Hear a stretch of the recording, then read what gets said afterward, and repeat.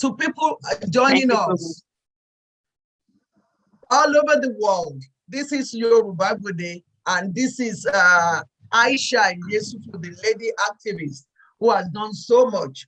She's here today on this special edition of Yoruba Gbode, where we are trying to use it especially for the June 12th, which is very, very significant in Nigeria. Sister Aisha, once again, you are welcome to the program. I'd like you to greet the people so that they will know actually that it is you. We are very excited to have you. Thank you so much for having me, and thank you so much for all the kind words.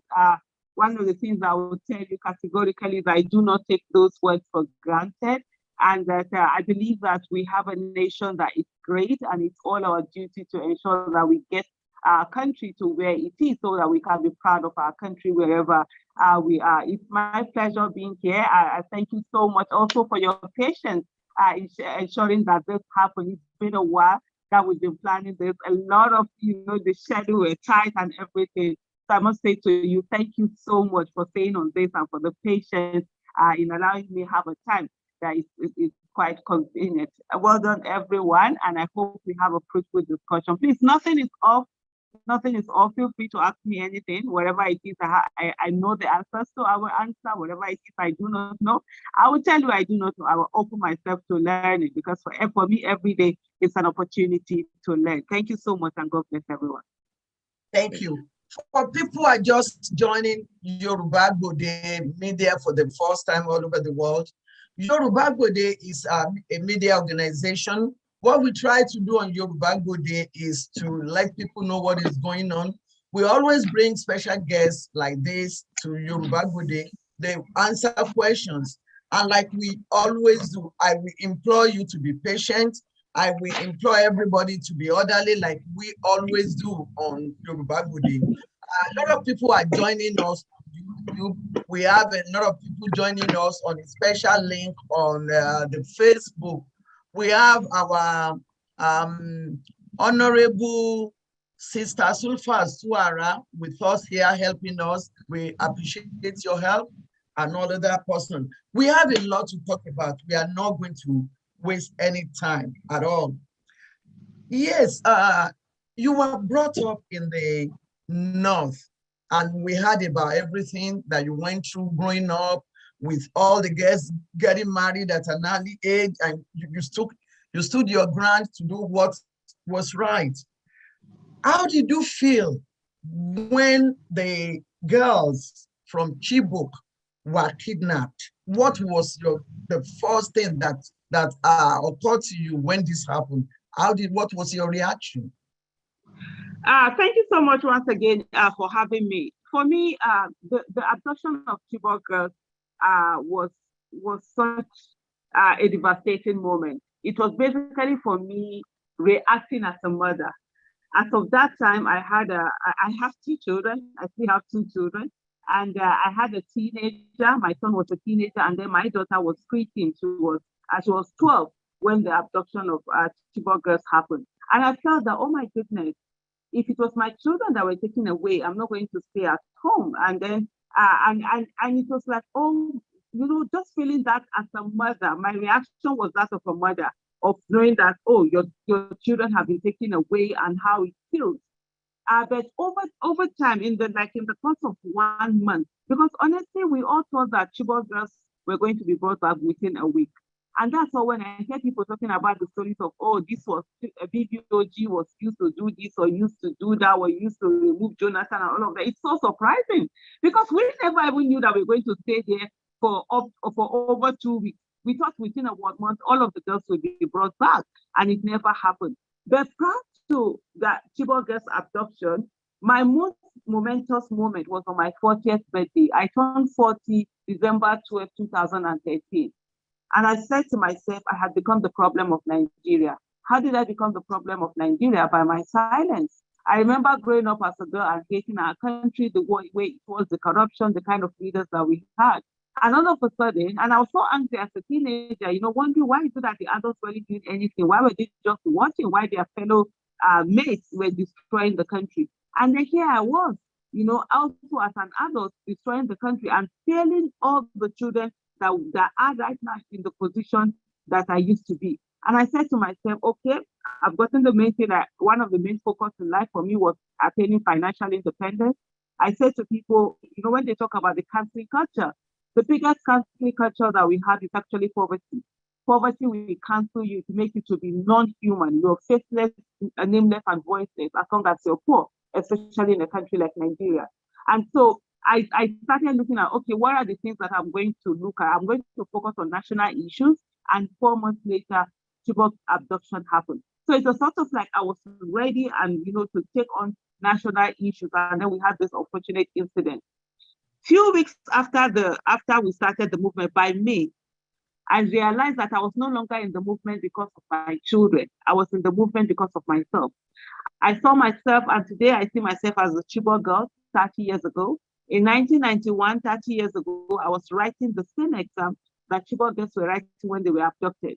And I knew that if I had been taken away, my parents would never have been able to say anything. They're poor, so they wouldn't have a voice. And I felt that, and I remember as a girl in secondary school, looking for people to buy textbooks for me so that I'll be able to read and pass my exams, and I never got those textbooks. Knowing fully well that most times I would go to school hungry, knowing fully well that many people didn't even like the fact that I was in school, that I wanted to be in school. A lot of all my friends were married off. The only friends I had were the ones in school. And so it was a big job. And I realized that if I do not speak up for Chibok girls, if I do not continue this fight, that I would have failed myself the same way others failed me. The little girl that I was, I would have failed myself. And that's, for me, it's one of the things that I resolved in May 2014. I said to myself, even if Chibok girls abduction, the fight for the rescue of Chibok girls takes the next 20 years, I'm ready to give the next 20 years. And I remember when I said that at the Unity Fountain, where we normally meet in 2014 to advocate for the rescue of our Chibok girls, people were like, what? What do you mean, 20 years? I'm like, that was how I felt about it. And it's been that way. And we see here 112 of our Chibok girls are still in captivity, 107 are back. Not just our Chibok girls in captivity, there's so many people today who are in captivity. We have the latest abduction of Islamia students, little children that were taken away from school. And also, there's also been another one in a polytechnic in Zaria, where students have also be taken away. In 2014, we used to say it, and we still say it today, that the fight for our Chibok girls is for those that were abducted before and after them. And as long as Chibok girls are in captivity, we all are in captivity. And that was my daughter that said that on the 1000th day of Chibok girls abduction, when she said, as long as Chibok girls are in captivity, we all are in captivity. Yes. Several of the girls, like we are learning, we know that before, several of the girls are still missing. Why do you think it's possible for that to happen in a country like Nigeria? And if that is, if they're still missing, is there any hope for justice in Nigeria at all? The reason why the 112 Chibok girls are still missing and other Nigerians are also still in captivity and they've not been brought back is because of the fact that the government has been given enabling environment to abdicate its responsibilities. And so lives do not matter. The Nigerian life actually do not matter. And one of the things that we have a nation where people do have very expensive empathy. They do not care about what is happening to the other person as long as it doesn't happen to them. It's only when it happens to them that they feel about it and they do something about it. And because we have a system where the citizens are not that invested in knowing their rights as citizens, and that the primary responsibility of government is the protection of lives and properties, and it's the duty of citizens to call out government and hold them accountable and responsible for things that are happening. So it gives that enabling environment for the government to continue to abdicate its responsibilities. Also, the fact that people turn the other way when things are happening to other people has given the criminals, the terrorists, enabling environment for them to keep going on. So it's sort of like give them that room for them to keep doing what they're doing. It emboldens them to keep on with their criminality and their terrorist activities. Until we get to a place in Nigeria where we understand that the machineries of the state should be deployed to everybody equally. It shouldn't matter whether you are rich or you're poor, whether you live in the cities or in the villages, whether you're educated or you're not educated. As long as you're a human being in Nigeria, then the machineries of the state should be deployed to everyone equally, not just to those who have famous surnames. Because you have those who have, say, famous surnames, they are easily brought back. I bet you if it was the children of Buhari or Steve and John that were taken away, we won't be here talking about them being rescued. They would have been rescued. The machinery of the state will be deployed to rescue them. In short, it's even deployed to protect them and ensure that they are not taken in the first place. If it was the children of Jonathan and Namadi Sambo, Goodluck Ebele Jonathan and Namadi Sambo that were taken away, we won't be here talking about the girls 7 years after. Basically, there's no respect for the human life. There's no respect for the common man. The machinery of state is not deployed to everyone equally. These are some of the things why this abduction keep happening, and it's like everybody just moves on. There's something that always that Dr. Obieza will normally explain when she talks about this lack of empathy for all the region. I think I'll just run us through it. If we go back to from 1967, where the Biafran War happened, when the Biafran War was going on, the other parts of Nigeria didn't think it was any of their business. They looked the other way, they moved on. They left Biafra when the South region were having their own problem during the Ogoni massacre and all of that. The rest of the region looked the other way and didn't bother. The Southwest also went through its own problem during the June 12th cancellation, during the June 12th election and cancellation.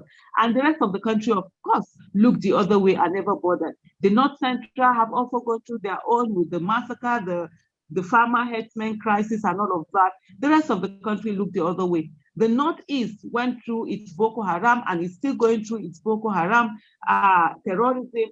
And then the rest of the country, of course, looked the other way. And now we have the Northwest going through its banditry. And again, the rest of the country is looking away. And we are back again. It's a full circle, and we are back to where we started. The Southeast today is people are being massacred. The government is coming down and clamping down on people. And what is happening again? The same mistake that our parents made in 1967, we're making it all over again by the other country, by the other part of the country looking the other way. Until we get to a place where we say, if you touch one Nigeria, you touch all of us, then our lives won't matter. The government will abdicate their responsibility. They will come after us. And then the criminals, the bandits, the terrorists, whatever it is we decide to call them, they will continue being emboldened and keep coming after our Nigerians. And that has to stop. Thank you so much. Those of us who are just coming in, you are getting into Yoruba Gbode. Our special guest today is the lady activist, Aisha Yesufu. We are talking about the events of the Chibok girls and the reason why, at this point, over 100 Chibok girls are still missing. Now, moving forward, what do you think is going to bring hope and justice, especially for girls in Nigeria? What is going to bring hope and justice, especially for girls in Nigeria, is for, first of all, every Nigerian citizen to realize that we are citizens and we are not slaves. And whoever it is that we put in office, they are accountable to us. They are our servants. That's why they're called public servants. They're there to serve, and they are not there for us to serve them. The moment we understand all of this, part of the things that we're going to do is to hold them accountable and ensure that whoever is in office gives the right kind of leadership that is expected, and that it doesn't matter what religion that person practices, believe in, or what tribe they are from, or which part of the country they are from. All that should matter should be the competence, the character, the capacity, the patriotism, the courage, the empathy of those leaders that we have in office. We must begin to take the rule of law to be sacrosanct. We must begin to take separation of power to be sacrosanct. We must begin to take good governance to be sacrosanct. We must begin to take transparency and accountability to be sacrosanct. And these are the things that we must ensure that we put in place, and that irrespective of whoever that person is, the Nigerian state should be there for everyone. We have a great and amazing country, and every one of us must be interested in politics. The time of being political illiterate, it's no longer now, where people think that it doesn't concern them what happens in politics. They will just mind their business and they will do their own thing. They will provide their own good quality education for their children, the healthcare system for themselves, do all those things, be the government in their life. It has to stop. We need to realize that every one of us have to be involved in politics. And when we are talking about politics is not just about running for office. It's either you're running for office if you have the desire to serve, or you're campaigning for capable people who you know can run for office, or you're helping to raise money for them, or as you're also making demands on the people who have been elected into offices. So every one of us must take part in this politics for us to be able to fix Nigeria, because we can't fix Nigeria if we do not fix politics. The kind of leaders that we have will determine the kind of country that we have. And most times people are absent when it comes to the process that ensures, that gives us the kind of leaders that we need. And that is not acceptable. That's what we've been failing all this while. We have a missing elite who think because they can provide good healthcare for themselves, they can provide good roads, estates are building roads, they can give their children good quality education, go to private school, send them abroad and all of that, then they don't need to bother about Nigeria. But here we have seen it. Security is not something that each of us can individually do. We need the state to be capable enough to do that. And it's affecting all of us. So citizens must realize that they need to take part in this politics in ensuring that good people, the right people, get into office. And not only do they get into office, but that every one of us, we hold them accountable. I have said it before, and I'm going to repeat myself here again to say, Nigeria does not need more activists. Nigeria needs more active citizens, because you find that a lot of people sit back and say, oh, there are certain activists that will do this. Oh, are you not the activist? No. I personally will say to people, I'm not an activist. I am an active Nigerian citizen who got tired of being silent, of being a part of the problem, and decided to start speaking up and making demands and ensuring that the right thing is done.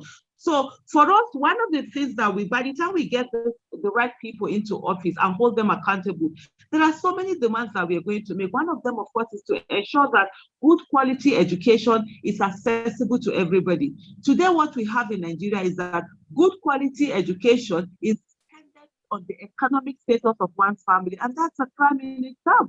That's the greatest injustice that we have in Nigeria. So if you're poor, you don't have access to good quality education. And education, of course, is the leveler. Education is the easiest way to break the shackle of poverty. Education is what that's where we are going to get ourselves out of the situation that we are in today. And of course, one of the things that we have to understand is the fact that the new oil, the people are the new oil. Education is the new oil. It's not the before that you're expecting that you're going to be bringing out oil from one place or the other. It's all about education. And so for us to get to that level where there's hope, where there's justice, we need more educated people. In the meantime, we need political education. And I call on everybody, most especially the elite, use your circle of influence. Every one of us will have a circle of influence. We have people we are paying their school fees, people we are paying for their children's school fees, helping them, help these. People are sending you texts in the middle of the night for you to help them. You always help them, but you never ask for anything in return. You don't even ask them who they vote for. You don't even try to see what is their inclination in politics. And then we get angry when they collect 5,000 naira or 500 naira from politicians and sell their vote. Well, when they are selling their vote, it's quid pro quo. They give something of importance in return for something of importance. They feel it's a transaction. They feel a sense of worth where they have something worth giving. But the rest of us, we just help them in the kind of a benefactor kind of way, and then making them always beholden to them. They don't have anything that they give back. So it is time as citizens also, the people around you, begin to talk to them, discuss with them, tell them the education that we have, like I always say, It's not for us alone. It's for millions of others who have not had the opportunity to be educated.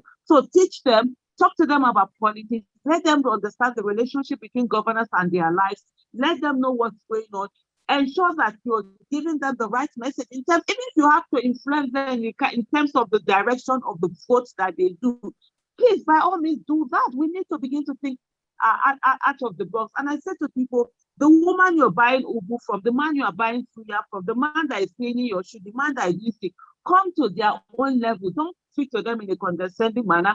Come to their own level and teach them about this political literacy. Teach them the relationship between their votes and the kind of life they have. The fact that their children they have not gotten jobs, it's not because of witches, it's not because of wizards, it's not because of enemies.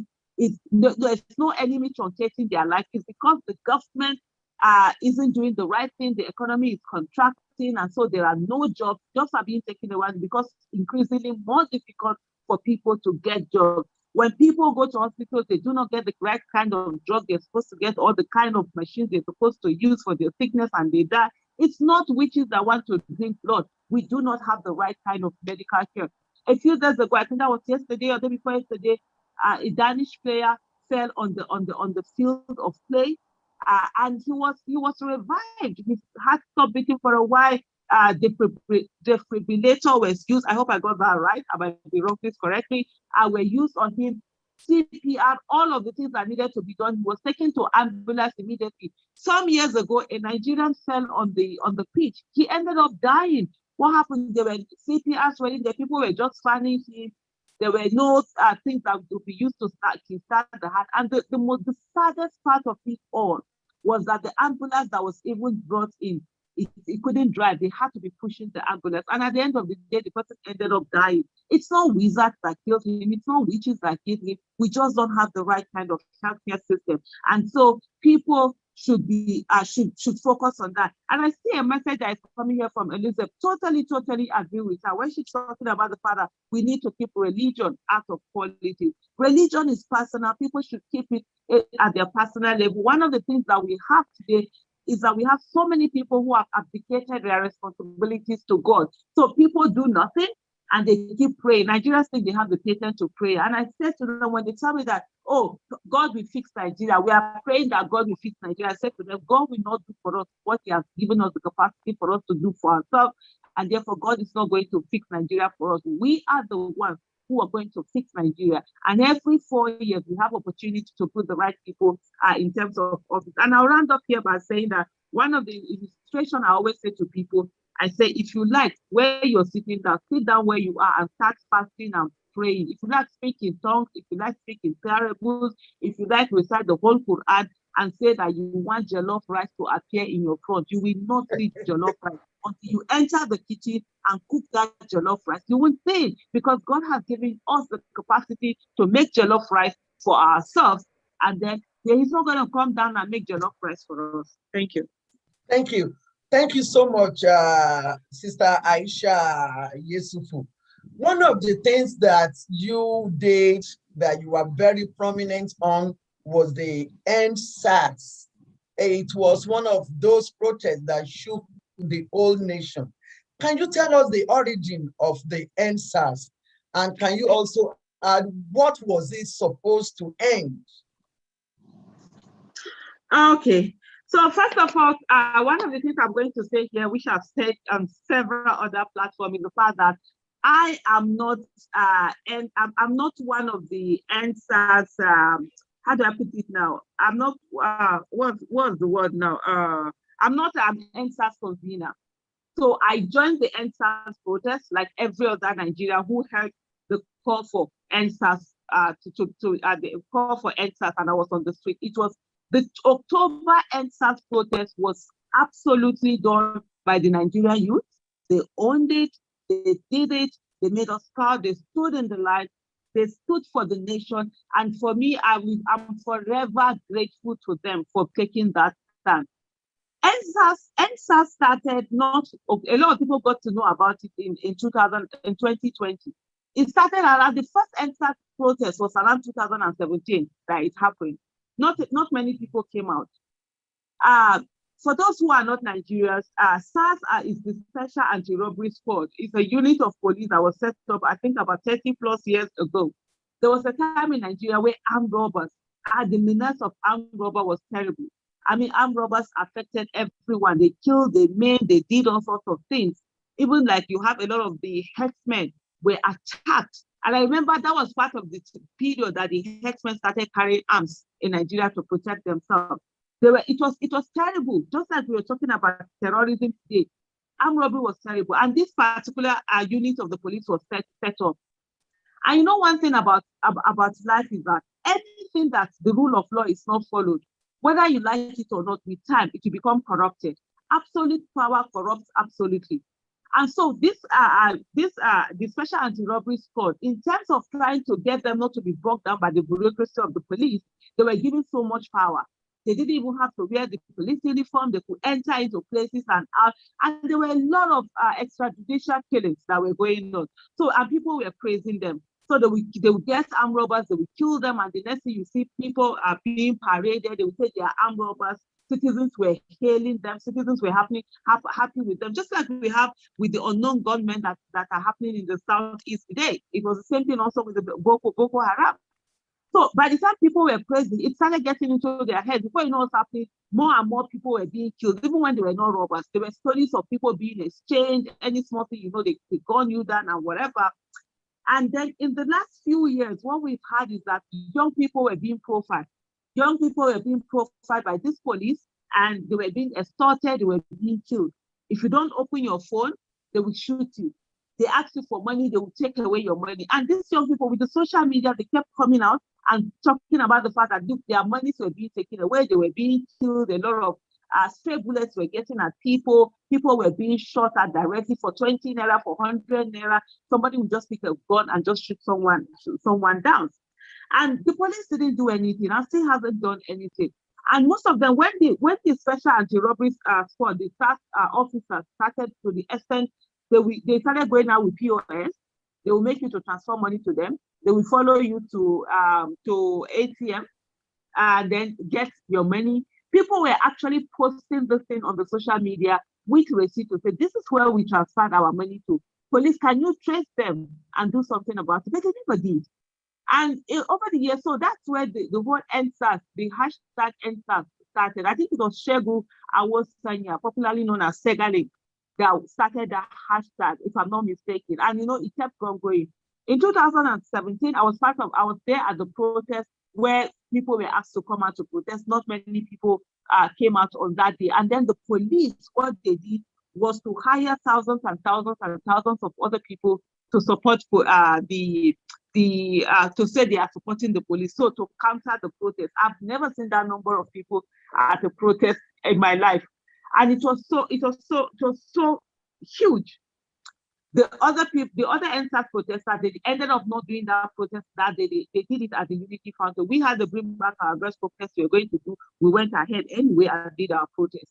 So this killing sort of like went, some people were getting more and more angry. And come back to October, towards the end of 2020, a young man was killed in Port Harcourt for not opening his phone, a 20-year-old young man.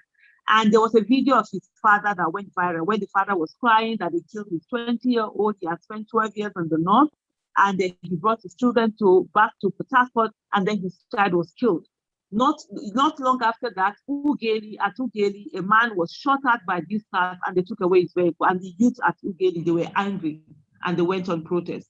When they did that, Omoyele Sowore tweeted, I saw his tweet where he said, can there be a protest? Let's all come out all over the country and do a protest in solidarity, and just with those in Ugeli, and also say EndSARS. And that protest was supposed to be from the 7th to the 9th of October 2020. The first tweet that I saw that organized the protest was from a young man called Adamu Mohammed in Kano. And he said on the 7th they were going to come out. And ironically, on that 7th, it was only this Adamu and his friend, two of them came out for that protest. Though on the 19th of October, he called for another protest again. Thousands of people came out. But in the meantime, 7th also, Rino Oduala in Lagos and other people decided that they were going to stay at the Lagos State House of Assembly and stage out and stay there and occupy that place for 3 days, the 7th, the 8th, and the 9th. In Abuja, on the 8th of October, we went for that EndSARS protest. I was part of the EndSARS protest on the 8th. Then on the 9th, there was another protest that was held by some youth. What's his name now? If I remember his name, I'll give you his name. So one of the guys, he said in the middle of the night, he was just tired and feeling helpless and angry. He decided to form a WhatsApp group. And so he did a WhatsApp group and he invited his friends and said, what can we do? And then they invited others. In the morning of the 9th, they went out on the streets and they protested. And that was when the police attacked them. Tear gassed them and shot at them. So when they all ran away, so when we heard about it, myself, Dr. Obieze Kwesili, and Maureen Kabrik, we went to the IG of police and said, you don't have a right to shoot at protesters. They're simply protesting. You're supposed to be there to protect them. And so on the 10th, they said they were going to come out. And so that was when I come out with the youth on that day. Mine was just to be there. I said, I'm just here to ensure that you are safe and the police isn't doing anything funny. And they did that. When they got to the police headquarters, they said they were going to meet the IG of police. It wasn't around that day. And they said they were going to sleep there.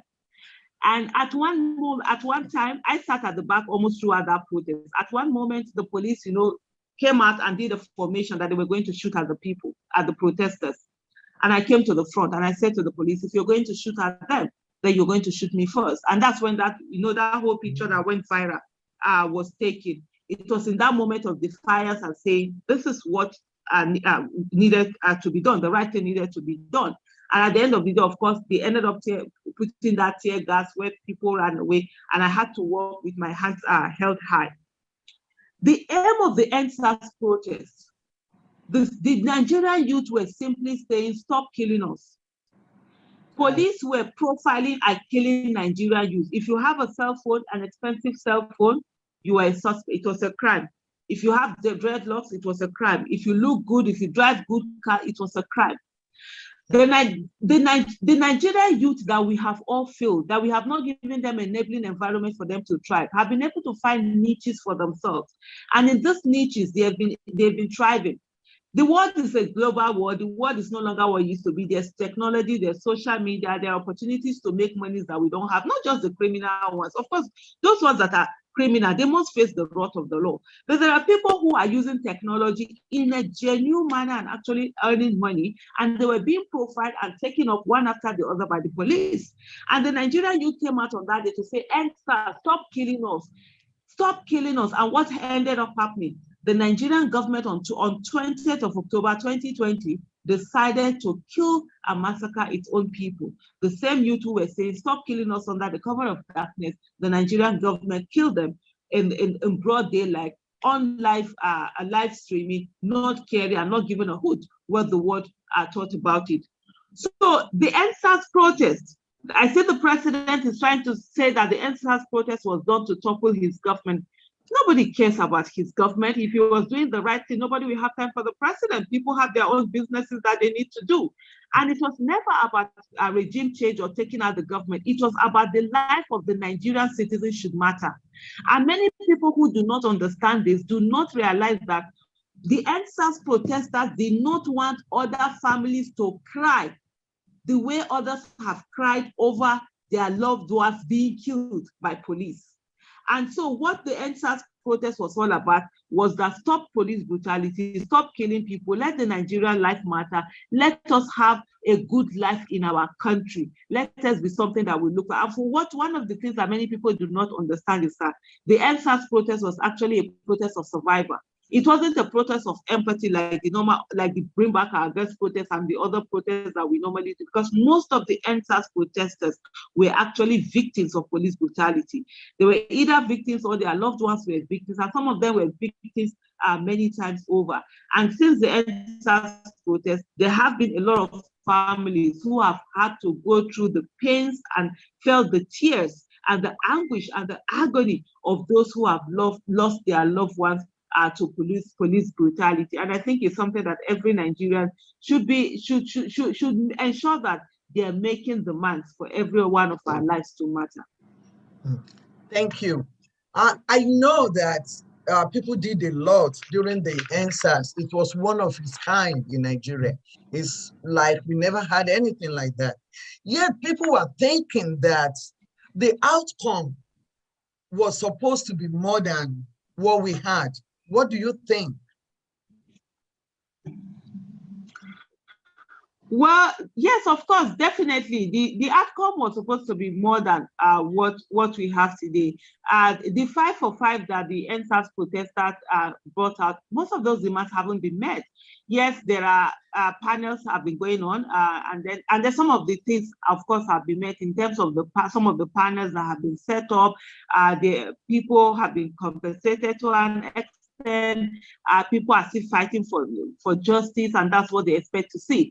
But you find a situation whereby the police, the SARS are still on the streets, even though they are there like under a different name. They are still killing and maiming. Police brutality is still going on.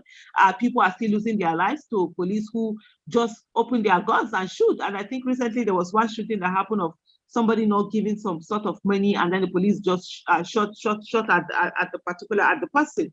And so most of the things that were expected hasn't happened because we have a government that is terrible, a government that it's a terrorist government, doesn't even behave like a terrorist, but it's actually a terrorist government that goes about killing its own people. And this is one of the things that we've said is not acceptable. And Nigeria should understand, for every time that people come out on the streets, they're actually doing it for every one of us, and not just for themselves, those ones that are on the streets. And but the biggest thing that EndSARS has done, which a lot of people, when people say, "Oh, EndSARS was a failure," no, it wasn't. It wasn't at all. It had great, how do I put it? There was quite a huge success, and that is in emancipation. A lot of people have been emancipated. A lot of people now understand their rights. A lot of the Nigerian youth that before didn't bother about what was happening in Nigeria, didn't care about what was happening in Nigeria, we move on with their issues. Today, they are bothered. You saw what happened the world in all over Nigeria. All of Nigeria, I'm really and absolutely indebted to them. I'm proud of the Nigerian youth, and I continue to say to them, well done. They've done amazingly well, and they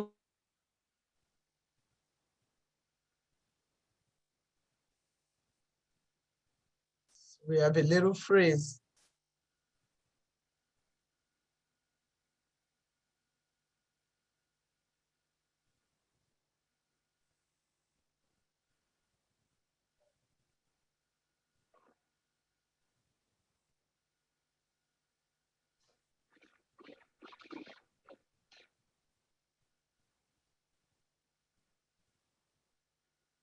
Yeah.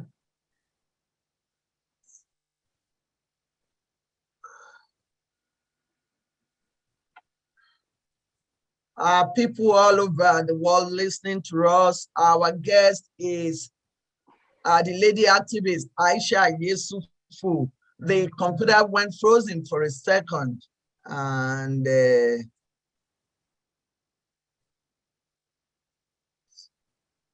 those of us on YouTube, please continue to share. I think she's back.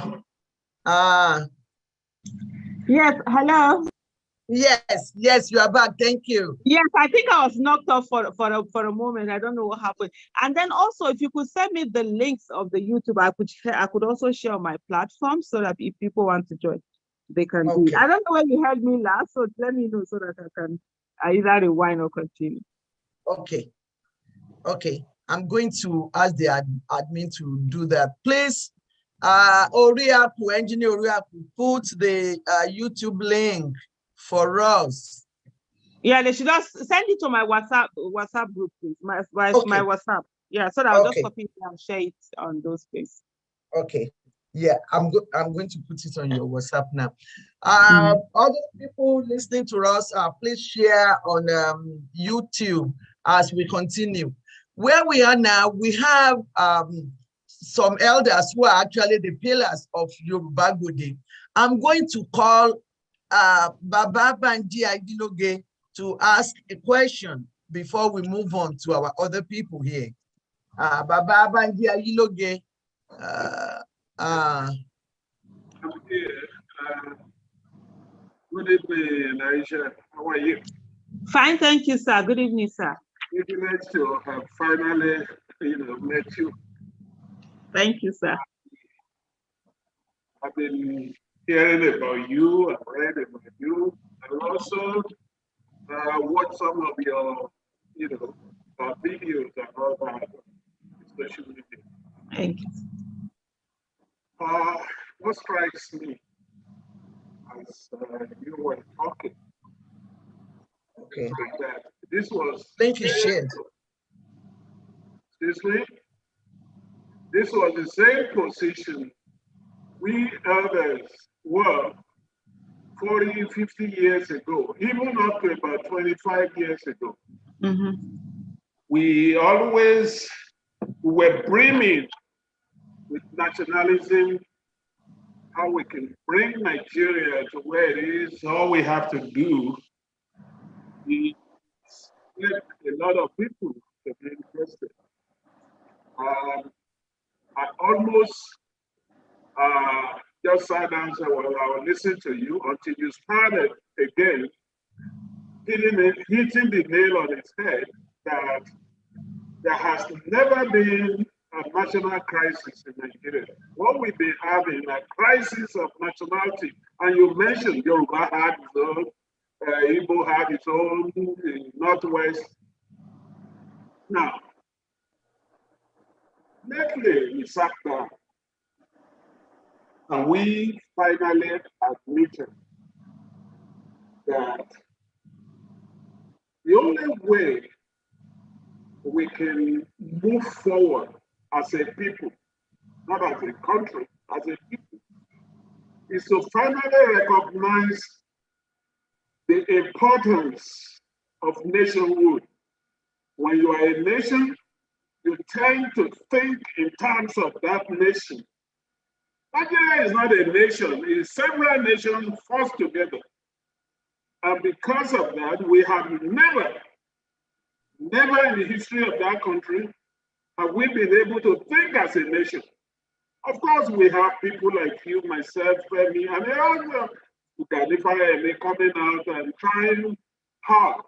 The more you try, the more those who, by crook or by any means, are able to appropriate the collective power of the country, the more they do damages or the more they throw us apart. And I give you an example.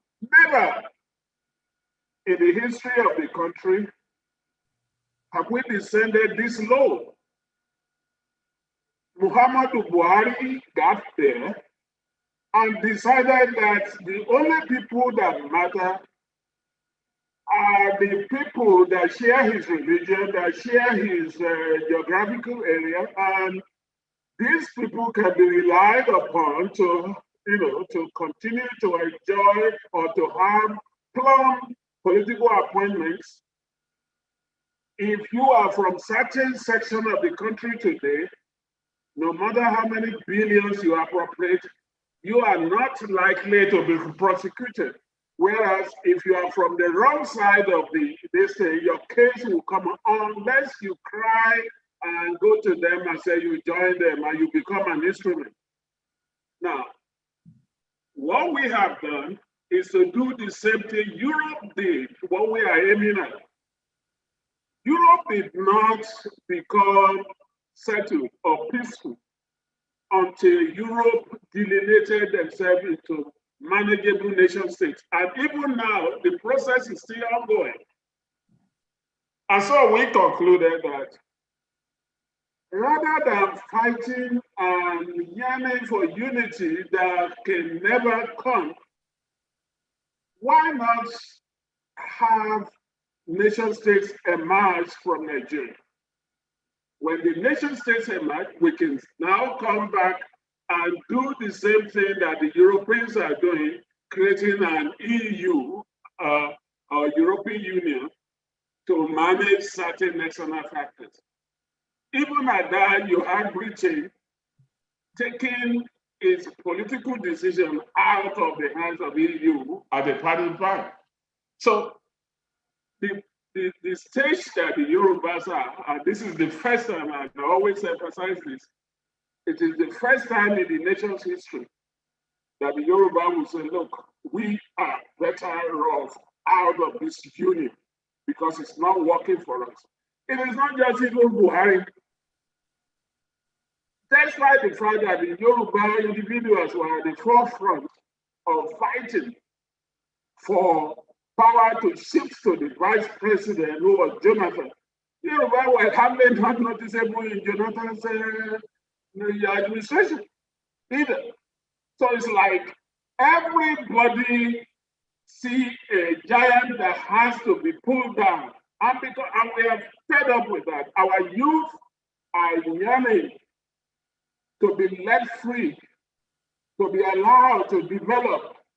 But we have not been. We are looking, when I was told that you were coming, we are looking for a very fresh approach to what we used to. Many of us here were in the anti-military, the civilian anti-military crisis that we pressed for civilian regime. Most of us started by asking, for a national solution. But it wasn't coming. It wouldn't be the first time. It wouldn't be the second time. And now, even rotational presidency seems to be another means of saying your own section, you have eaten your own, this is the turn of your own section to eat. And then when you finish, you send it to the next favored section to eat. That is not how to build a nation. And we are regressing every day. So therefore, what I was hoping to hear from you is a very different thing. That we're looking for solutions, something out of, that is not what we've been served by all of us who were in the activist space before. And as for me personally, I have moved on to a stage where we can have nations out of that country. Thank you, Baba Banji Ayiloge. Sister Aisha, do you have a response? Okay, thank you so much. Initially, I couldn't unmute myself, but I can now. Thank you so much for that. One of the things that for me, when I hear this talk about the different nations, is that, is there any part of Nigeria right now that it's working? And I know the answer is absolutely not. Do we have state governors that are doing anything? The answer is not. I think there's that, it's romantic when we think that, the moment we become nations, that everything will be okay. And I think to an extent, we sort of like forget the reason why actually in the first place, we left where we were as regions and became the federation we became and all of that. I am not one of the majority tribes. I'm not Hausa, I'm not Yoruba, I'm not Igbo. I'm a Sako. I am minority amongst the minority. I mean, the day somebody said that I am Southern Muslim in a predominantly Christian state, or region, and where my tribe is small compared to everything, and where am I in that nationhood? And sometimes when I see the major tribes, see there's this coming, I'm like, okay, do you even think about us? What about the rest of us? But putting it aside, for me, one Nigeria is not sacrosanct. We don't have to have one Nigeria. We can break up into different nations. We can have devolution of power. We can do the same thing that the UK did, where they have the Scotland, Wales, England, and Northern Ireland. Whatever it takes. For me, what is sacrosanct is rule of law, separation of power, good governance, accountability, transparency, lives of citizens being worthy and being taken as important. And that for me, it's more important. And if we have to break into different regions for us to be able to do that, then so be it. But the thing for me that I see and which I do not, sometimes I say to people, we should not just assume that the moment we become different nations, that everything is going to be okay. No, it's not going to be.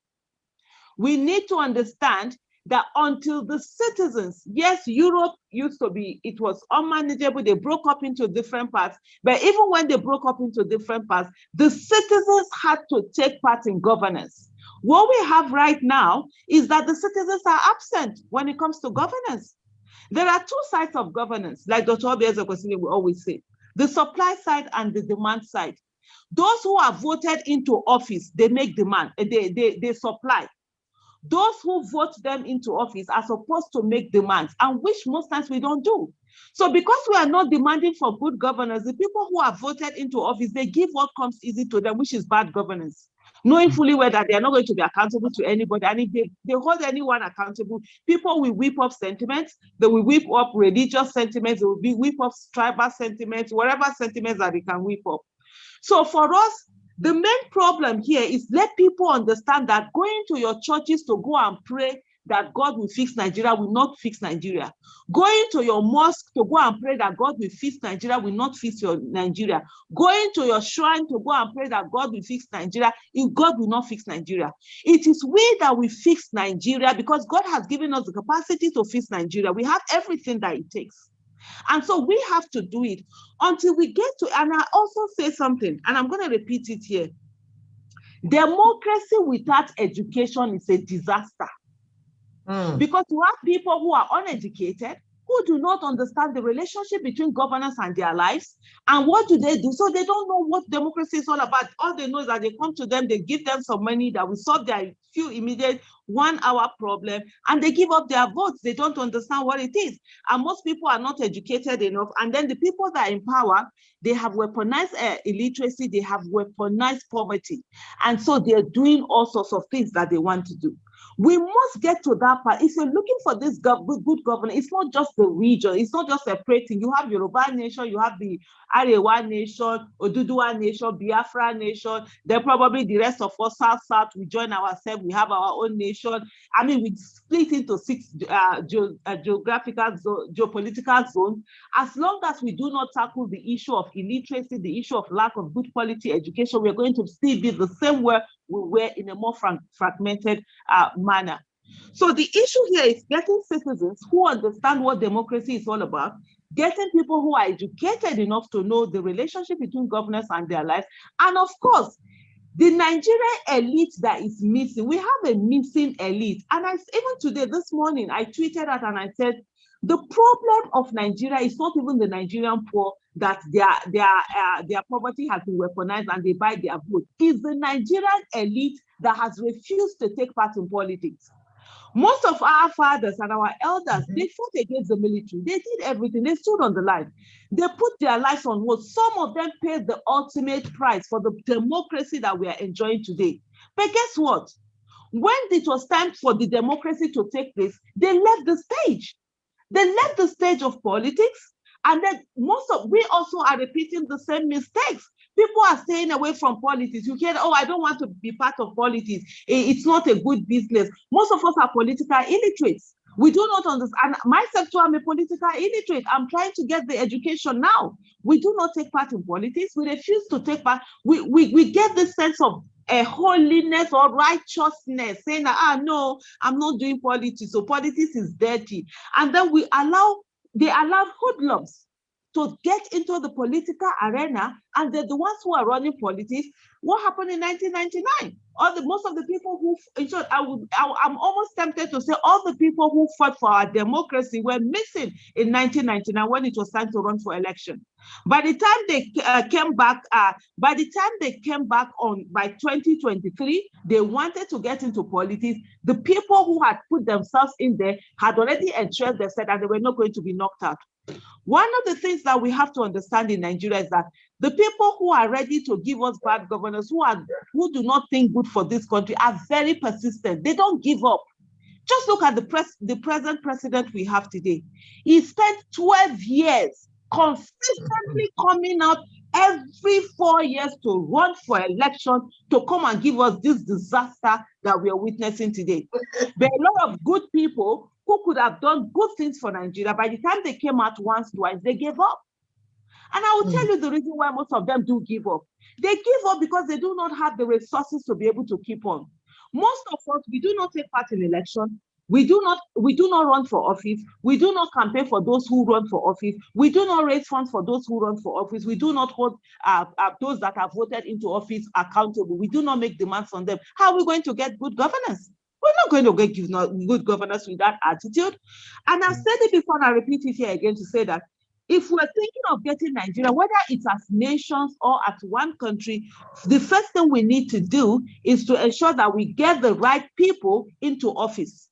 We get people who have competence, character, capacity, who are patriotic, who have empathy, who are courageous, who will do the right thing, who will not allow themselves to be corrupted by power while we are making sure they are not corrupted, to be in office. When they get there, we can demand for a new constitution. We can demand for us to have devolution of power. We can have a loose federation. Nigeria can go back into regions the way we used to have before. And then we already have a 6 geopolitical region. We can go into those regions. And then the federal government, the power at the federal level is curtailed. And then more power, devolved powers to all of these regions, and they can do what they need to do. But then we need to get the people that are going to do that into office. Since we're not going to go a violent way. Because if you do not do that, the people who are there right now, it does not serve their interest for them to give us a new constitution. It does not serve their interest for them to have a referendum as part of our constitution where people can decide whether they want to stay as part of Nigeria or not. For me personally, I am okay with Nigeria breaking into, even if it's 36 states. That means all I need to do is to ask for visa whenever I'm going to any region or any state. And I'm okay with that.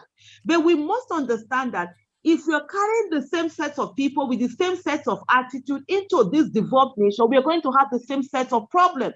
Because insanity is doing the same thing over and over and over again and expecting a different result. You're not going to get a different result. We need to tackle the issue as we are. Yes, we can still ask for all of these devolved nations. We can still ask for nations and all of that. But we have to tackle the main issues that we have today. And today I say to everyone, if we need to begin to fix Nigeria in whatever way, whether as one nation or as devolved nation or as different nations, we need to fix politics.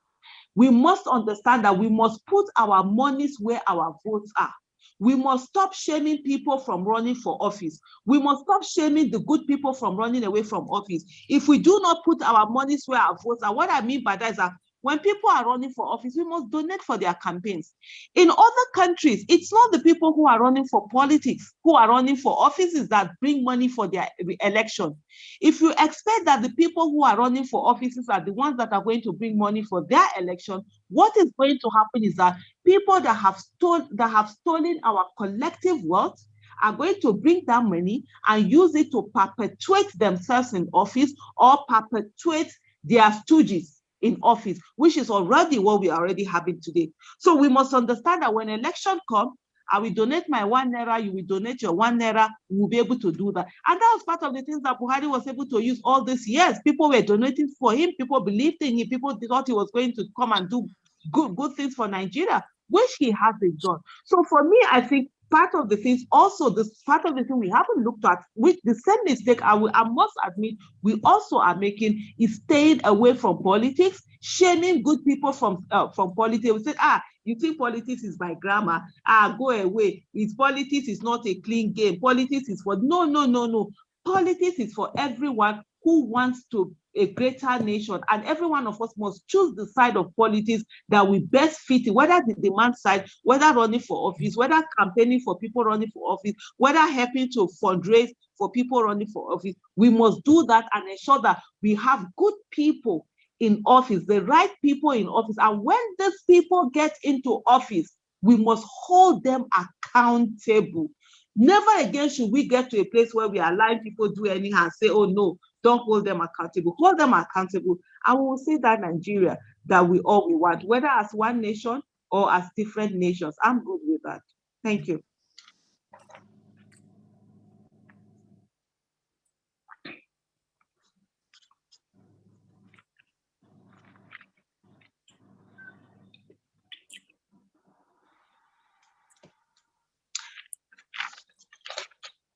Hello, Madam Shola. Baba Adeboye, if you have an opportunity to ask a question from Sister Aisha Yesufu, what would that question be, sir? Well, if all I can do is ask a question, I didn't prepare for one, so I'm going to just make one or two comments. One, I want to thank her for coming. I'm the son of a woman, so I'm always affected by the emergence of women in a muscle-bound activity like politics. The more we make it less muscle-bound, the better we get the brains of 50% of the human race to contribute. She has gone through a whole lot of analysis. She's very good at the analysis. I mean, she's here, so you are very good at analysis, Ms. Thank you, sir. Yesufu. And analysis is just that, breakdown of a problem into its component parts. The question is, when you reach the component parts and you find the solution to each component part, you are not even halfway, because now you are going to go into synthesis of those component solutions to an integral whole. And the path to building component solutions into an integral whole is not one. There are several of them. So the path that you seem to have taken is not new, it's refreshing, but there are so many other paths that are in competition with the path that you seem to have taken. They are not necessarily better or worse. They are just things that we have to mull in our minds to reach redemption. Before Lugard, thousands and thousands and thousands of years before Lugard, nations were created naturally. Natio in Latin means born into. So the Afema nation, the Yoruba nation, the Edo nation, the Hausa nation, the Fulani nation, the Igbo nation, etc., existed. And whichever way they existed, they managed their lives for thousands of years before imperialism. Nigeria, so I split things into before Lugard and after Lugard. Before Lugard, there was no Nigeria. With Lugard and after Lugard, we have a Nigeria that has wrecked everybody all over the country. We must not deny that. The process of wrecking has been because the imperialists had an agenda for creating Nigeria. That agenda is still what is operating. That includes divide and conquer. That includes creating young politicians. That includes marginalizing people so that they will never be able to fight for themselves. That includes weaponizing poverty and illiteracy and everything that you have mentioned. All of those things are facts. How do we get out of the hole? Yes, the people who, in my experience, Afemai and Edo and Midwest Igbo and Shekiri and Midwest Ijo, they were all part of one region before, Western Nigeria, Western region. So that was more a nation than anybody can imagine, because whenever they had a policy, it covered the entire territory. Free education all over the place, January 17, 1955. Free medical service, farm settlements, etc., spread all over the region. So even though they didn't speak exactly the same language, for the years between January 52 And 1959, Western region, or 1961, Western region had a national look. Ties and trunks different, didn't make any difference. That's what Nigeria is not able to manage. And that's why those who envied Western region in those days started breaking it down. So they created the Midwest. Okay. Those of us who grew up under it, I started schooling precisely when Western region was inaugurated. Those of us who knew how good regions were at that time, including Eastern region and to some extent Northern region, when we hunger back and say we need to have nations, the nations don't have to have uniform language. They just have to have uniform philosophy of governance. Uniform philosophy of governance is impossible in your constituted Nigeria. There are people who think it is their birthright to govern all of us. And you are not going to change their mind. And they are going to kill and maim in the process. Because conquest is in their DNA. We can't deny that. So after Lugard, we were still able to manage something. It was a parliament in which representatives were in the House of Representatives. Nobody.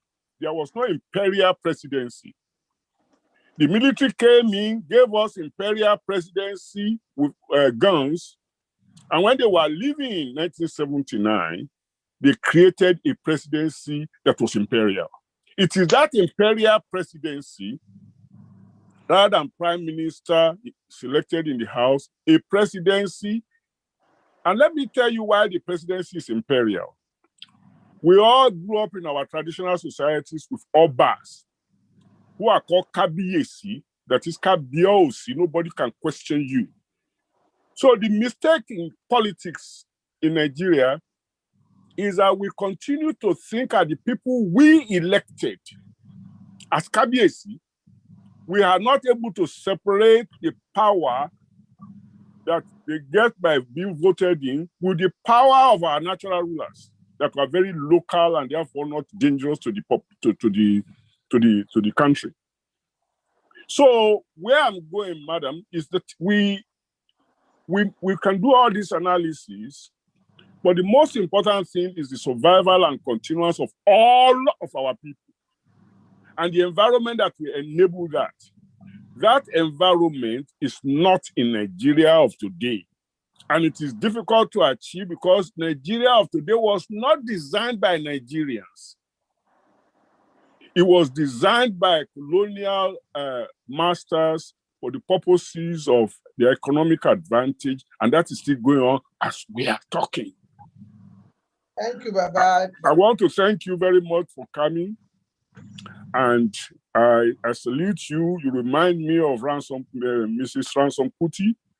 That was the first woman I knew to be participating in political processes.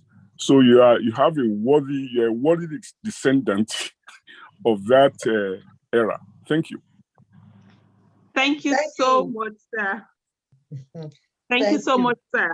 And I feel truly honored that you think of me and the same, spread with the same breath and sentence as Madam Ransom Kuti. She really was there for the nation. And thank you so much, sir, for your kind words. One of the things that I would just want to say in addition to all that you have said is the fact that no one region today can give anyone presidency. Whatever sense of should I say sense of arrogance that anyone put to themselves in thinking that they are the ones who are born to rule, it's over and done with.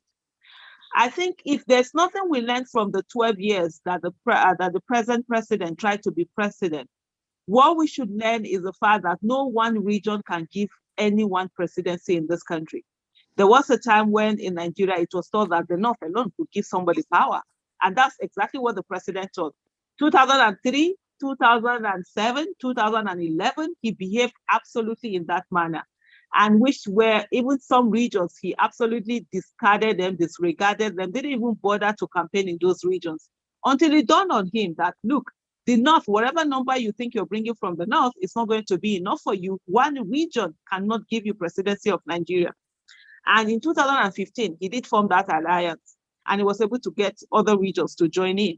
In 2019, exactly the same thing again. And we saw where he started flying some major leaders from certain regions that he had ignored all throughout his first term. He started flying them in his presidential jet in 2019, and he was able to, get that support of that region. Without the support of those regions, he wouldn't have been able to win that election. So in anything that we do, I think it's very important that we put that in the back of our mind. It has changed. The North, I was born and brought up in the North. And I know, so all my life, I grew up in the North. I presently live in Abuja. I'm from Edo State, yes. And for me, it's so lovely just hearing you talk about Afema Nation, which is something that not many people talk about, about Afema Nation. I'm from Afema. I'm part of the Kukuruku Empire. And like our daddy had just said, we had nations even before the colonialists came in and disrupted the things that we have. But one of the things for me that I always say is the fact that there's this saying where they say yesterday died last night. And sometimes if we we need history to be able to learn out, to be able to do more with our future. But also we need to look at certain things in a very dispassionate manner. I do see a lot of people, where were we before even colonialism in Africa, in Nigeria? Most of our people stayed in one place. I look at it, I say, look, our forefathers stayed in one place for other people to travel thousands of miles to come and meet them and colonize them and turn them to slaves. We're doing the same thing also today. Our forefathers were busy bickering among themselves. Some of them didn't even travel out. They were talking about 7 rivers and 7 seas. They were being so so religious in a way, so spiritual. Oh, this one we do this to you, Amadioha, we do this to you, this one we do that to you, and things like that. People stayed in one place. Some of them didn't even know that across certain rivers, the people were there speaking the same language that they're speaking. And they waited for people to come and colonize them. And we're here today, and we're doing the same thing. The world today is having a space race. People are trying to see how they can colonize the space. People are going there. What are we doing in this part of the world? We're still bickering. We're still trying to find ourselves. We're still doing the same thing. Years from now, hundreds of years from today, we're going to have our descendants who are going to look back again and they are going to blame us. And the thing is that they always say experience is the best teacher, but hey, who says we have to leave it to experiences? There are certain things we can look at out there and say, okay, what is it that we need to make right? What are the things that we need to do to get away from where we used to be? Let me give an example of what happened. In 1999, when Obasanjo came in, and then and he started, he did certain appointments that ordinarily were thought to be the Northwest kind of appointment. The Muslim Northwest, these places were supposed to be just like, the chief of army staff and all of those that. And he appointed people from the North. And then you saw some people starting to say at that moment that, oh, but these people, you didn't appoint from the North. And it's like, no, they are not. They might not be the Northwest Muslims, but they're not. And, it sort of like brought that demarcation. So you do not have the North that you used to have before, where they will say one North, one voice. It's not more like that. You have the North Central, you have even within Kaduna, the Southern Kaduna, the Plateau, the Kogi, the Niger, the Kwara. At certain time, even Niger is being told it's not northern enough. So there are some places where you have places where you're not either too south to be north or too north to be south, or you're not northern enough, you're not southern enough, and all of that. So the country is a bit, we have all of this sort of like things being messed up in a way. But the thing that is most we should understand, which I say to many people, yes, there are a lot of things that separate us, but guess what? We have so many things that are uniting us. Can we unite on those things? One of the things I will say to us all here, when I travel to any part in Nigeria, if I enter the state capital, as soon as I drop in the state capital, I feel at home. Because if you take away the language and the mode of dressing. Every state capital in Nigeria looks like the other one. The poverty is the same. The air of neglect is the same. The corruption is the same. The lack of good quality education is the same. The people, you see places that they are not looking well kept. They are not. It's the same. So why roads are same too? Yes, the roads that are terrible. My body is going to be shaking, shaking, shaking.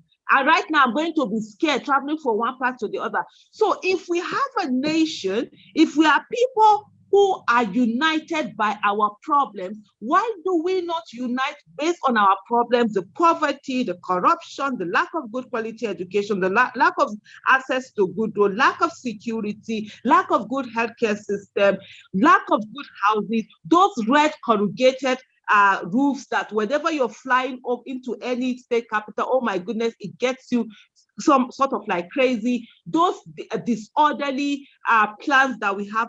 Can we unite on the lack of food security? Can we unite on these things and solve these things? And when we are done solving them, we cannot look at each other and say, hey, come on. Even I say na Yoruba person be, I be na Igbo person be, I be na Esako, I be na Ibibe. Hey, can we not talk about our difference? Oh, it's as if you are Muslim, you are Christian, you are a Kanka, you are Ogu Ifa worshiper, whatever it is. Because we have so much that it's uniting us, and we are not. And one of the things is that the politicians that we have today who are doing so well in giving us bad governance, in truncating our nation, they have their own problems. They come from different tribes. They come from different religions. They come from, all sorts. And I like the fact where it was mentioned, where they talk about those tribe and talk may differ. Even though they differ, you were able to get good governance, accountability, and transparency, so you don't bother about the tribe. These politicians, they differ in all of these things, but they are able to unite when it comes to their common interests. And as long as the citizens of the Federal Republic of Nigeria, or whatever number of nations we decide to break into, as long as we do not realize that we too should unite when it comes to our common interests and leave the whatever it is that we have aside and focus on that common goal, we will continue to be where we are, where probably years later we are still talking about the same thing. So we need to get to a place whereby we are using our problems to unite ourselves, solve those problems, and then we can face other things. Let's upgrade our problems. I mean, my parents were fighting over just the right to live, fighting over 24/7 electricity, fighting over good housing. I am here today fighting for right to live, fighting the same fight, 24/7 electricity, good. I don't want my children to come and fight this fight again, or my grandchildren. They should have sophisticated fight. They should be fighting for things like bees to have flowers to pollinate. They should be fighting things like, climate change fight, not fight. The youth of Nigeria should not be fighting today that they should be allowed to live. They should be fighting for things like climate change. So can we come together and ensure that we give this sophisticated problem? I must say that whatever we do is the fact that we need to be part of governance, whether it's at the federal level or whether it's at the regional level, whether it's at the state level. Every one of us, we must be interested in politics. We must ensure that we are doing that. And one of the things that I would say, let's not forget that the legislative arm of government is actually that's the major landmark of democracy. And we need to get people with competence, character, capacity, courage, patriotic people into those legislative arm of government so that they'll begin to give us the right kind of laws that we need to get. Thank you. Thank you. I'm going to call some people who are raising up their hands to ask questions. I'm taking this opportunity to tell those of you on YouTube to please share. I'm going to call Mr. Julius. I see your hands up. Please ask your question, Mr. Julius. No further information. Mr. Julius, yes. Can you hear me? Yes. Yes, I just want to say thank you to Aisha Yesufu. I admire you. I admire your intellectual robustness. I admire your courage. You're just one in 1,000 women, and we need more like you. Now, I want to give credit to the other two speakers, Pa Adebanjo and my other father, I forgot your name, Pa Ayiloge. But let's go to the question straight, yes. So others can ask their questions. Now, the question I'm going to ask, maybe just a little background. Until we hit the nail, the nail on the head, we're just wasting our own time. Now, the thing is, I summarize the problems we're having into two: religion and this white. What is your question, Mr. Julius? Okay. Spending up your time on analysis with one question. Just one more minute. Religion and white supremacy. Even if an illiterate comes from Europe or China or whatever, an average Nigerian still believes is superior. Not only in Nigeria, they are doing the same thing all over Africa. This, the other one is religion scam. What are you going to do to really make sure? I'm not going to task you on the other one, which is this white supremacy. Because, so what are you going to do? Religion, what can we do? What are you going to do to make sure that you educate our people to stop listening to this religious scam that has destroyed the North, that has given these people the opportunity to grab the land of the Hausas? Okay, and okay, thank you, Mr. Julius. Yes. Sister Aisha Yesufu. So I've gotten that. If you're taking questions from the other, can I get like more people to ask then so that I'll go ahead and answer yes, them? that makes more sense. Straight to the question. No analysis, question, so we can finish on time. Yes. What's your question? My question is, the problems we have now in Nigeria are oppression, mass kidnapping. That's not a question. Yeah. I want to ask her how what she's going to suggest, to overcome this problem. So I want to list them so she can answer the question specifically. We have assassination of people generally, dominance of the Fulani in government, lawlessness, injustice, terrorism, banditry, tribalism, insecurity, Fulanization, Islamization, organization of Islamic nation, registering Nigeria as one, and you have fund diversion to develop neighboring countries. No border controls in the north. All these Mr. Balogun, we are going to lose track of your question. So bring up the question again and let's go. The Southerners say, haven't looked at all this. They want out. They want everybody to manage their territory, their nation. That is the point I'm making. Thank you. So I'm going to take another question so we can put all of them together. And this is from one of our elders also. Babadipo Akinshiku. Yes, you are here. Okay, you are on, sir. Okay, yeah, Mrs. Yusufu, you spoke earlier about if the country should break into various nations, that people will come with the same problem now that is common among the present-day Nigerians. And I want to ask you, what are your views regarding the presidential system of government that we are running now, comparing that to the Westminster parliamentary system? You also talk about money in politics.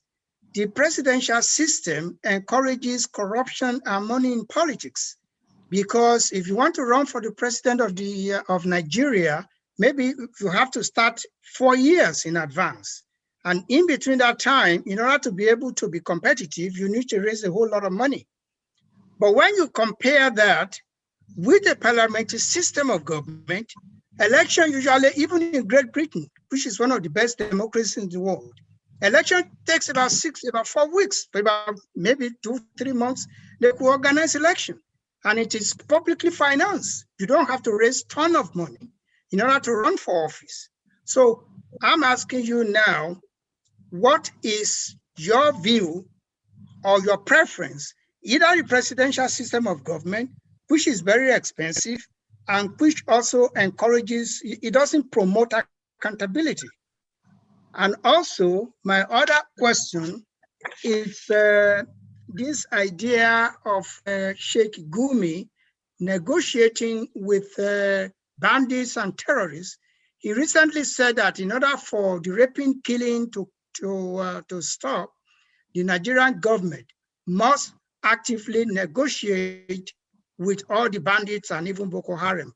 What is your views on that? Your view on that? That's it. Okay, hello. I think we have enough questions for me to be able to answer the first round of questions, and then we'll come back to talk about it. So I will start. Thank you, everyone, for your questions. I'm going to start with the first person who sent in the question on the issue of religion, and then white supremacy, if I may call it. On the issue of religion, I have said that the biggest problem we have are our religious rulers. And I call them religious slave owners because they are not leaders. Back here in Nigeria, religion or people's faith has also been weaponized, just the way the politicians have weaponized illiteracy and poverty. People have, or the faith of people have also been weaponized, and their hope. And I said the other day, the people we have today in the religious sector, they need people, they need the bad governance. If you see them, they're in cohort with our politicians. They work hand in hand with our politicians. They need the bad governance so that they will be able to sell cheap miracles to people. Today in Nigeria, if you get a job, it's a miracle. If you have 24/7 electricity, it's a miracle. I've seen people who their transformer was fault and they were busy praying instead of going to repair their transformers. You find out that people who are sick, who their sicknesses could be cured by good quality healthcare system, they are being told it's a miracle. And I said the greatest miracle that we have on earth today is the brain that God has given us. God has given us brains so that we will use it. But we have people who want people to believe that the things that happen, you don't get a job, they will tell you it's an enemy. People are always fighting enemies, always killing enemies with their prayers one way or the other. And it has gone on and on and on. It is left for the people. And one of the things that we kept doing is to talk. I say to people, if I look at the United States of America today, and I remember Martin Luther King. Martin Luther King was a pastor.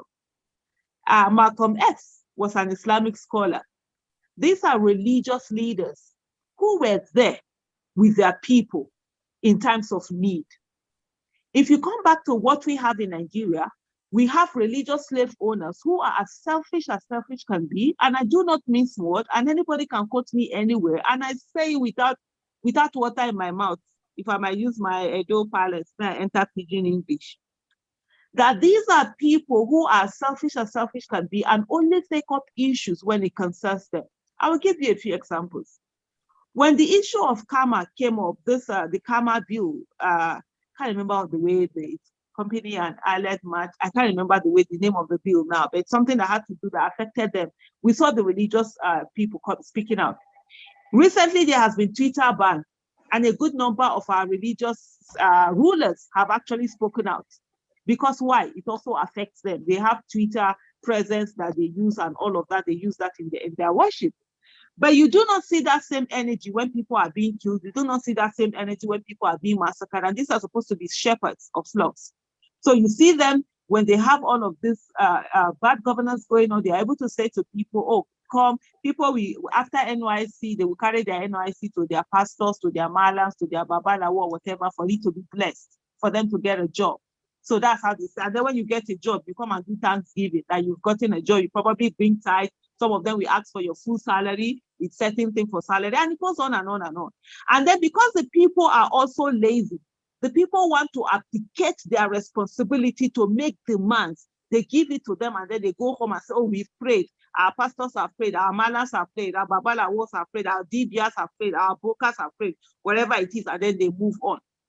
So yes, it's a major problem that we have. But then it's all about talking and enlightening people and creating that awareness. And more young people get to the extent, it has been done in such a way to an extent that they're no longer even interested in religion.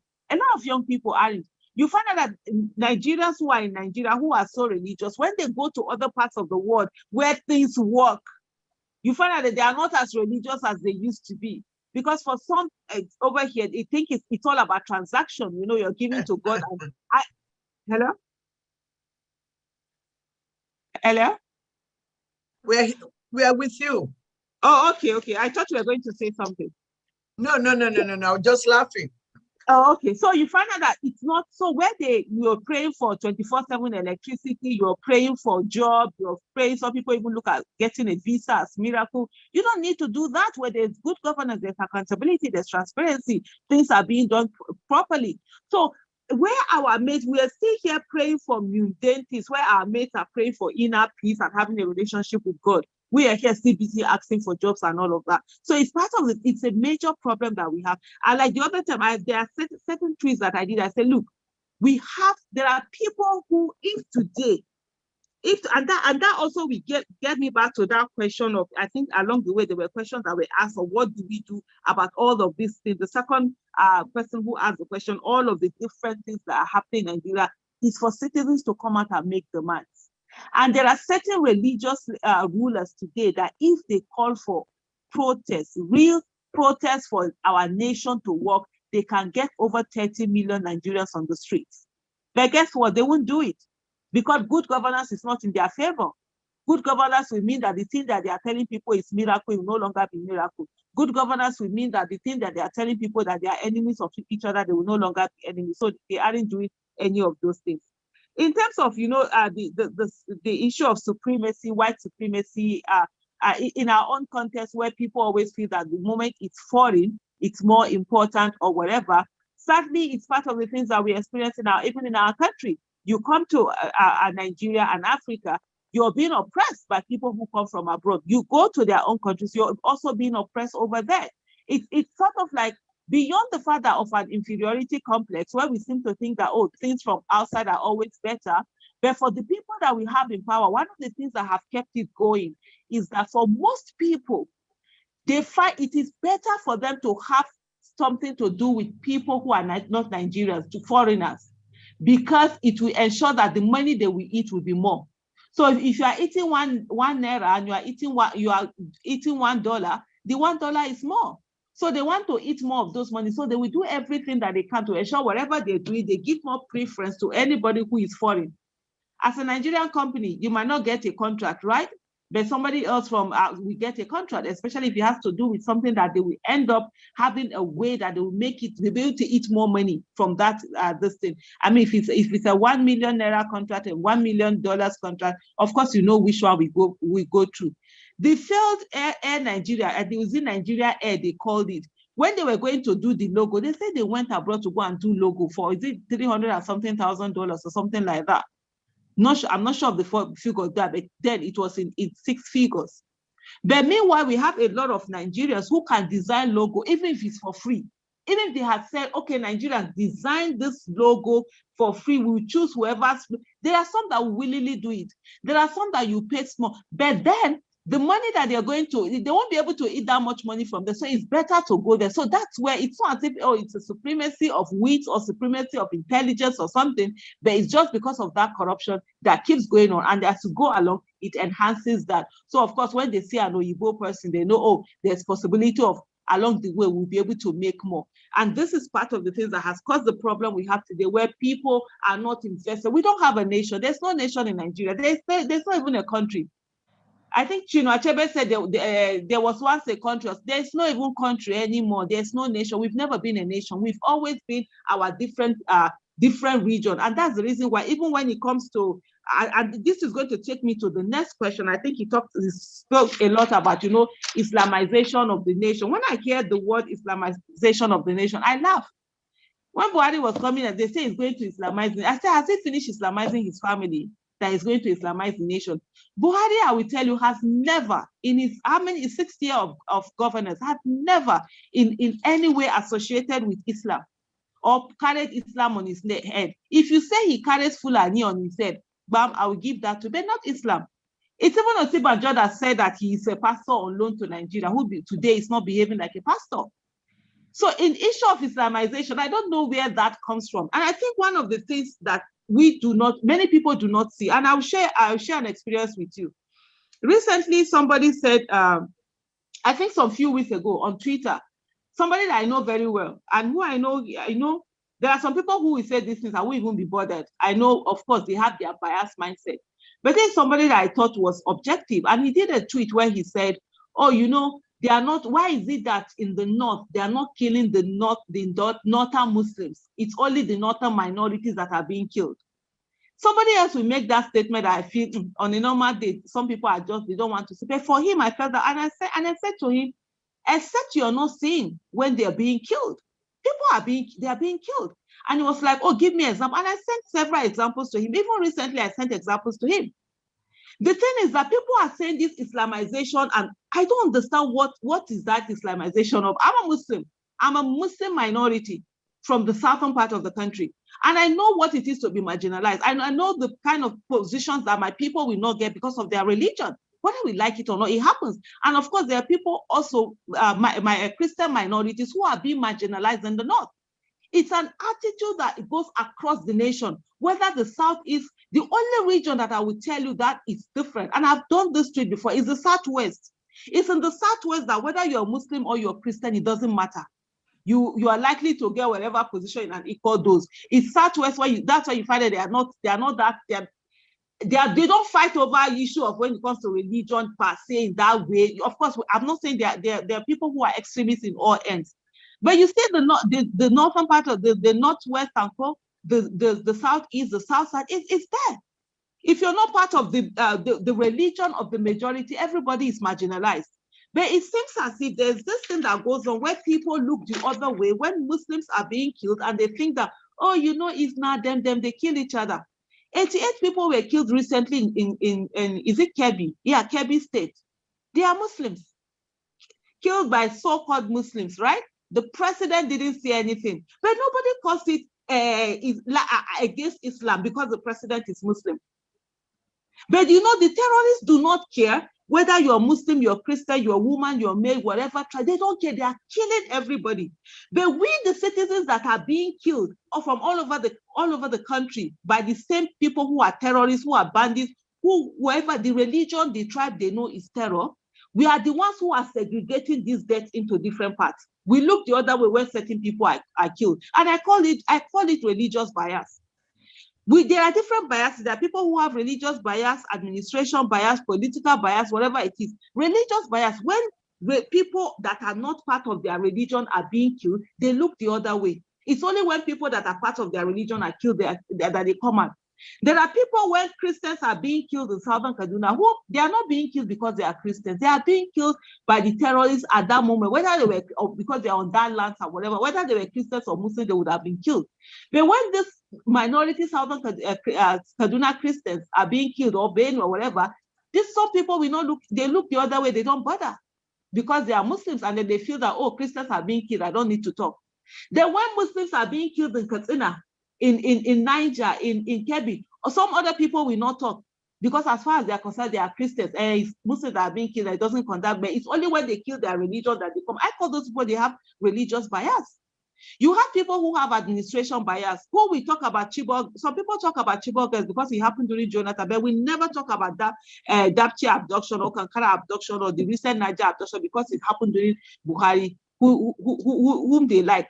Some people will never talk about Chibok girls abduction because it happened during the person they liked, Jonathan. But they will talk about Dapchi abduction. They will talk about Leah Sharibu. They will make demands for Leah Sharibu. They will never make demands for Chibok girls, even though majority of Chibok girls are Christian. But they will call Leah Sharibu and say that, oh, Leah Sharibu is because she's Christian. And you ask them, what about Chibok girls that are also Christian? Why are you not making demands for them? As far as they are concerned, it's about administration bias. They love that administration and they will never say anything bad about it. So when we are talking about this, so I don't get it. Students have been, over 200 students have been taken away from an Islamia school in Niger State. Is it Tegina they call the place? 200 people, all of them are Muslims. The president is Muslim. Probably the people who carry them are Muslims. So what are they Christianizing them? What is it that they are doing? We must stop this thing of trying to categorize when deaths are being done. This injustice is being meted out on everybody, irrespective of your religion, irrespective of your tribe, irrespective of your gender, irrespective of your economic status, irrespective of your educational qualification, irrespective of whatever it is. And so we must call these things for what they are. Our government has failed us. And this government has, and Buhari is failing not because he's a Muslim, but because he's an incompetent president. The same way Jonathan failed, not because he's a Christian, because he's an incompetent president. In 2014, many people from the north said that Boko Harams were Christian militias. Many people from the north said that the reason why Boko Haram was happening was because of the Biafra war, that it was payback time for Biafra war. Many people in the north say that the Boko Haram killings, no, it was not Boko Haram, it was Jonathan that brought in snipers. And I remember I used to argue with people, even on my Twitter page, it's still there, the internet keeps record. I said to, there was a tweet I said to people, I said, look, even if these killings are happening in the Niger Delta region, Jonathan will not be able to do anything because Jonathan did not have the capacity. And I tell you today again, if the same thing, the killings in Katsina State have worsened. Katsina State is the most insecure state in Nigeria, and I say that, and I how do I say what I'm looking for now? People can prove me wrong. I tell you today, Katsina State is the most insecure state in Nigeria today. The terrorist activities in Katsina is unbelievable. The poverty in Katsina is unbelievable. Yes, Katsina, the president is from Katsina. If the president was biased based on religion or tribe, is it not his people that should be enjoying? Shouldn't Katsina be the most secure place? When Kankara abduction happened, and I said to people, the thing that for me was the major thing was that Kankara abduction happened the same day that the president went to his state. It happened in Katsina State. Katsina State is, that's where Kankara abduction happened. There was even another one, which is other one that happened again after that Kankara, right in that same Katsina. The president was coming into, he went into his state, he went to his hometown, he entered the state. On that state, that night, they went to Kankara, they packed students for hours, they traveled with them on the roads for hours, and they took them away. And many Nigerians did not understand the significance of that. I said to them, I said to a lot of people that care to listen, for the terrorists to dare, our president and commander-in-chief was in town, yet they did not abort their activity. You would have thought with all the insecurity in Katsina State that as soon as the president and commander-in-chief enter, everywhere they should be on watch. Everywhere should be on like military, they should be watching security watch so that any movement. But yet these people, it's a few hours drive from the president's place. They were able to pack away students for hours. They were able to walk with them for days. I think 3 days took them to Zamfara State without anybody intercepting them, without anybody doing anything to them. That said everything. They knew that we didn't have a president and a commander-in-chief. There was so much failure and nothing was going to be done. So all these abduction and killings that have happened in the north, in the Muslim state, what are we going to call them? Islamization. Is that also a re-Islamization? Because I need to understand. So when you're looking at the president, take away his whatever tribe and whatever, and look at, it's about his incompetence, it's about his nepotistic attitude. I'm entering the second question now, where you say a lot of people have been put in power. The people that have been put in power are their what's the word I'm looking for now? Are their cohorts. They are from the same circle. It's not the Northerners. There are competent people in the North. They are not, the Northerners are also being marginalized. But there are people from certain groups, the Kaduna Mafia from the 1960s, the, what's this place? Where did he work? It's not called APC, PTF. The PTF people from, and then his cousins, his relatives, his in-laws, that's what he's putting in power. But somebody sits there, I from the Southern part, we say, oh, the North are enjoying. But guess what the North are saying? They are also saying that, oh, the president is not doing anything for them. He's only doing something from the South, for the Southern people. And the other day, I even did a tweet and I said, look, the Northerners are looking at the Southerners and saying that Buhari is doing everything for them. He's not doing anything for the North. The Southerners are looking at the Northerners and saying that he's doing everything. Can we people not sit down and say that Buhari is not doing anything for anybody other than himself? The only person he's doing things for are himself. And that's what it should be. And instead of being united in calling him out, we're busy separating ourselves into imaginary compartments that are not there. MFLA is the central bank of this. Which part of the country is he from? As far as they're concerned, he's doing their bidding. If they say he should jump, he asks them how far he can jump, and he jumps. Even before they even ask him to jump, he's already jumping. They don't care, they'll put him there. Yes, we've had situations, certain this thing. If you look at the military, whatever, the president has so much divided the state in most, of course, he's somebody who he's not that enlightened. He doesn't have a wide range of friends. Most of his people are either those within that house. So not, some people call them Fulani. Most of them are not even Fulani. Most people look at the North. Anybody from the North, they call you Hausa Fulani. No, there are many people from the northern part of the country. They have different languages and all of that, different religion and what have you. It's so, if we look at it from the point of view, he's putting his own people, not even the region. Everybody is being affected in terms of the incompetence that is coming from the president. There was the second, he asked a lot of things. What are the things to do about the lawlessness, the lack of development, the assassination, the lack of good governance? What we're going to do is simple: hold government accountable. People must hold government accountable. If you do not hold government accountable, nothing is going to happen. Buhari lost power so much. If you hold him accountable, he will listen. In the early days of his administration, he listened. When you protest, he listened because he was afraid of the people. And then the people made him to understand that he didn't need to be afraid of them. Where people keep saying that, oh no, you don't have to listen to the people. You are the president. Who are you to make demands on the president? People will look at me and say that, don't you know that the president is old enough to be your father? Why are you calling him incompetent? Why are you calling him clueless? Why are you calling him corrupt and everything? I'm like, I didn't vote for him to be my father. Neither was he voted to be my grandfather. He was voted to be the president of the Federal Republic of Nigeria. And if he cannot be the president of the Federal Republic of Nigeria, then he should leave. And I see somebody who said that, oh, the Buhari is doing something for the Fulanis and the North. The Northerners are also thinking the same thing, that Buhari is doing things for the Southerners. He's not doing anything for anybody. That's what I want people to understand. The level of poverty, the most insecure region in the country today is the Northern region. The poorest region in the country today is the Northern region. People are being taken away like no man's business. People are being attacked. Let me tell you one of the stories that recently came out of Katsina. A woman went to her daughter had given birth, you know, Omugo, the way you go for Omugo, right? She went there. The bandits came in. They raped the daughter who had just given birth, collected the child, gave the mother, raped the mother, daughter who had just given birth. After raping the daughter who had just given birth, they raped the mother who came to look after the daughter. It happened in Katsina State. In Katsina State, the bandits will come, they will kill people, they will rape daughters and mothers in front of their fathers and husbands. It's happening in Katsina State. Is Buhari Islamizing, is Ire Islamizing Katsina State? We must understand that this thing is happening to everybody. So it's not a northern or southern, it's everybody collectively suffering.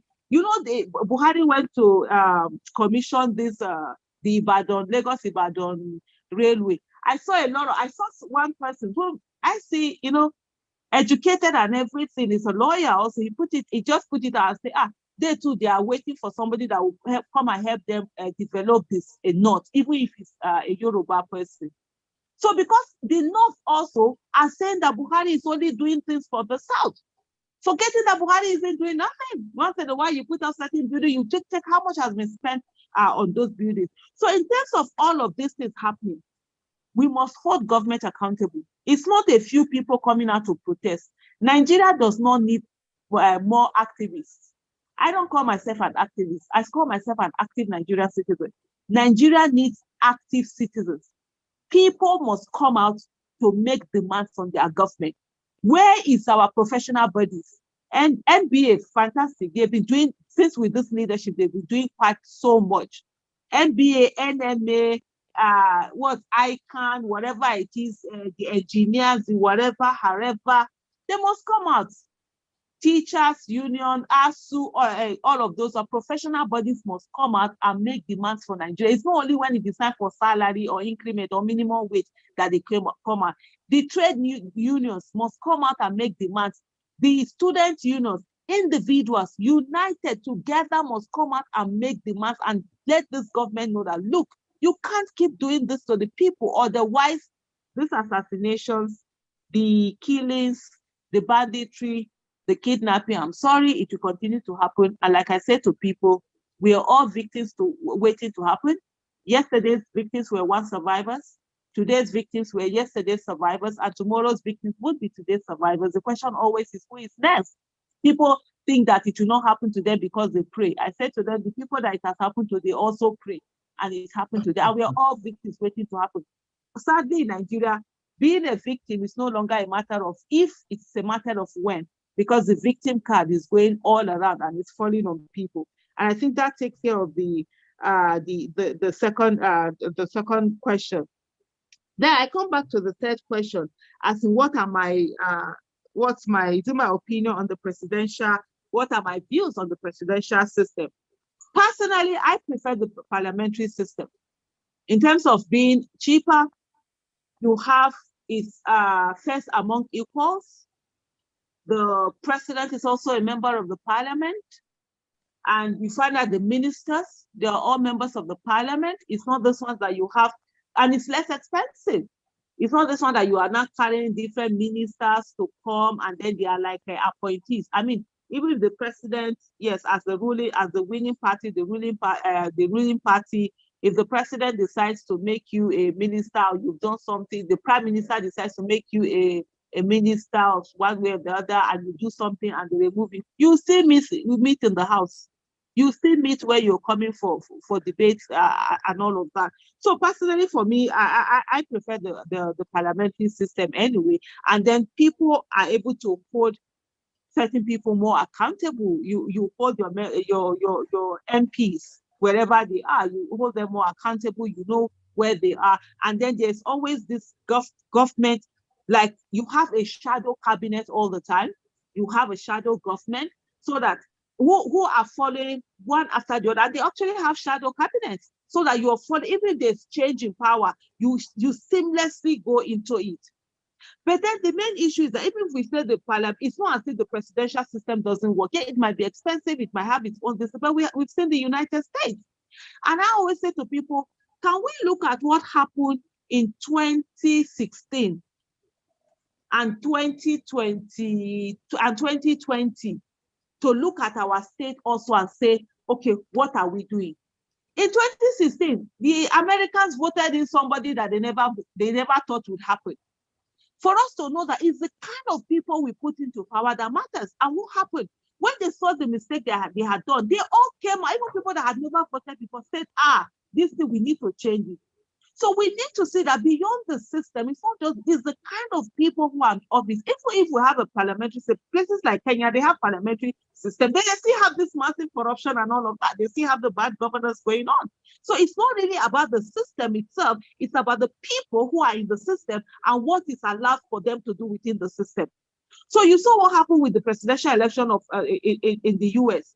They did it, by the time the people, yes, even institutions that were strong were being weakened. Because we have a lot of things that are convention. They've not been codified. Because in a lot of places, you assume that, okay, people with integrity are going to be the ones in power. So there are certain things that, even though it's not codified, even though it's convention, that people will do the right thing. The Americans saw it. They brought in somebody who was not interested in doing the right thing. We saw things we never thought could happen in the United States of America. We actually saw them happening. And what did the people of the United States of, they were all on the streets, most times marching, they were making the mass, people were holding on their own. And at the end of the day, when election came, they ensured that they came out en masse and they voted out that person. Why are we not doing the same thing? Why are we bringing in sentiment? Yes, in 2015, Jonathan's administration was failing. It needed to go. And so people came in and voted Buhari. 2019, Buhari's administration was failing. It needed to go. It should have been voted out. If we had voted him out in 2019, what is happening, what has happened in 2020 and 2021, it won't be Buhari, it would have been somebody else. We need to get to that place where it is not about sentiments for us. Whoever comes in, you're not doing right, vote the person out. And this issue of people saying that, oh, okay, now it's worse. People are not serious. You can't say, oh, it's worse. You vote the person out. It's not to say that, oh, because it's going to be worse, so you will not change the person, you will reward the person's incompetence, the person will keep going. We have a unicameral, a bicameral system. I think Senegal, it was that turned its bicameral system to a unicameral system, where we have the National Assembly, we have two arms of the National Assembly. Yes, the UK Parliament also, they have a bicameral system. They have a parliamentary system, right? They also have a bicameral system, which we also have. But they are able to manage their bicameral system, their own system, where you have the House of Commons and the House of Lords. But over the years, they've been able to check it, checkmate it, do things. The House of Lords used to have so much power until they made it in such a way that the House of Commons, because they are the elected ones, they were given more powers. Go to a place where the House of Lords could truncate bills that are coming in, and they pass the House of Lords Act, whereby they set a limit to which the powers they can do, they can no longer truncate it, they can only do it within a particular period and so on. That's how you change and you grow. As you're in a nation, you're growing, you're changing things. We send in people to the National Assembly who do not know anything. If you go to the US, the US too, they also have a bicameral system. But yeah, it's working for them. You have the Senate and also the what's the other one they call it? It's not House, is it House of Rep, their own representatives. So it's not really, for us, it's not beyond the system, it's the kind of people we put into office. We don't put people with dignity into office. We don't put people with integrity into office. We don't put people who are patriotic into office. We just feel that politics should be done by hoodlums. So anyone that comes goes in. And for people who today sit down and they sometimes blame the National Assembly, I say to them, did you vote for them? The people in the National Assembly know that if they had not won the tickets of either APC or PDP, they wouldn't have been in the National Assembly. If they had run under other parties, they wouldn't be there. So their loyalty is not to you, the people. Their loyalty is to the people who gave them their party tickets. The day we want the National Assembly to work is the day we begin to be the ones to vote for them. We'll be the ones to determine who goes into National Assembly, irrespective of what your party is. If we are waiting to say that, oh, we can only vote these two major parties, people will say, I don't want to waste my vote. I can only vote APC or PDP. Hey, now, you voted for them. Now they've gone in and they don't have respect for you. They have respect for the power brokers that brought them. And so that's the way it will continue to be. So beyond just the system, personally for me, parliamentary system is the best system. It's more engaging. People, you can vote. It's more grassroots kind of system. You see what is happening.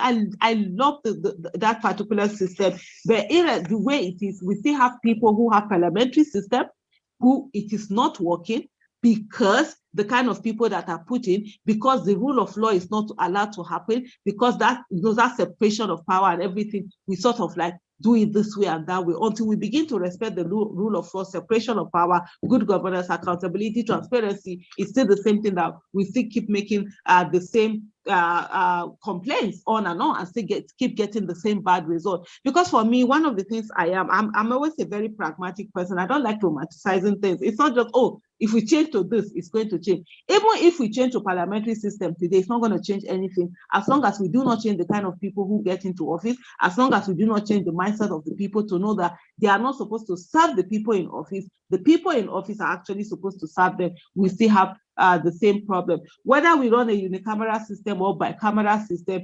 it can reduce costs, it can do a whole lot of things, but it still also comes down to the kind of people that we have. And then on the final question that I have there, which is about Gumi negotiating with terrorists, my view on that, Gumi talking about Nigeria negotiating with terrorists, absolutely not. Absolutely not.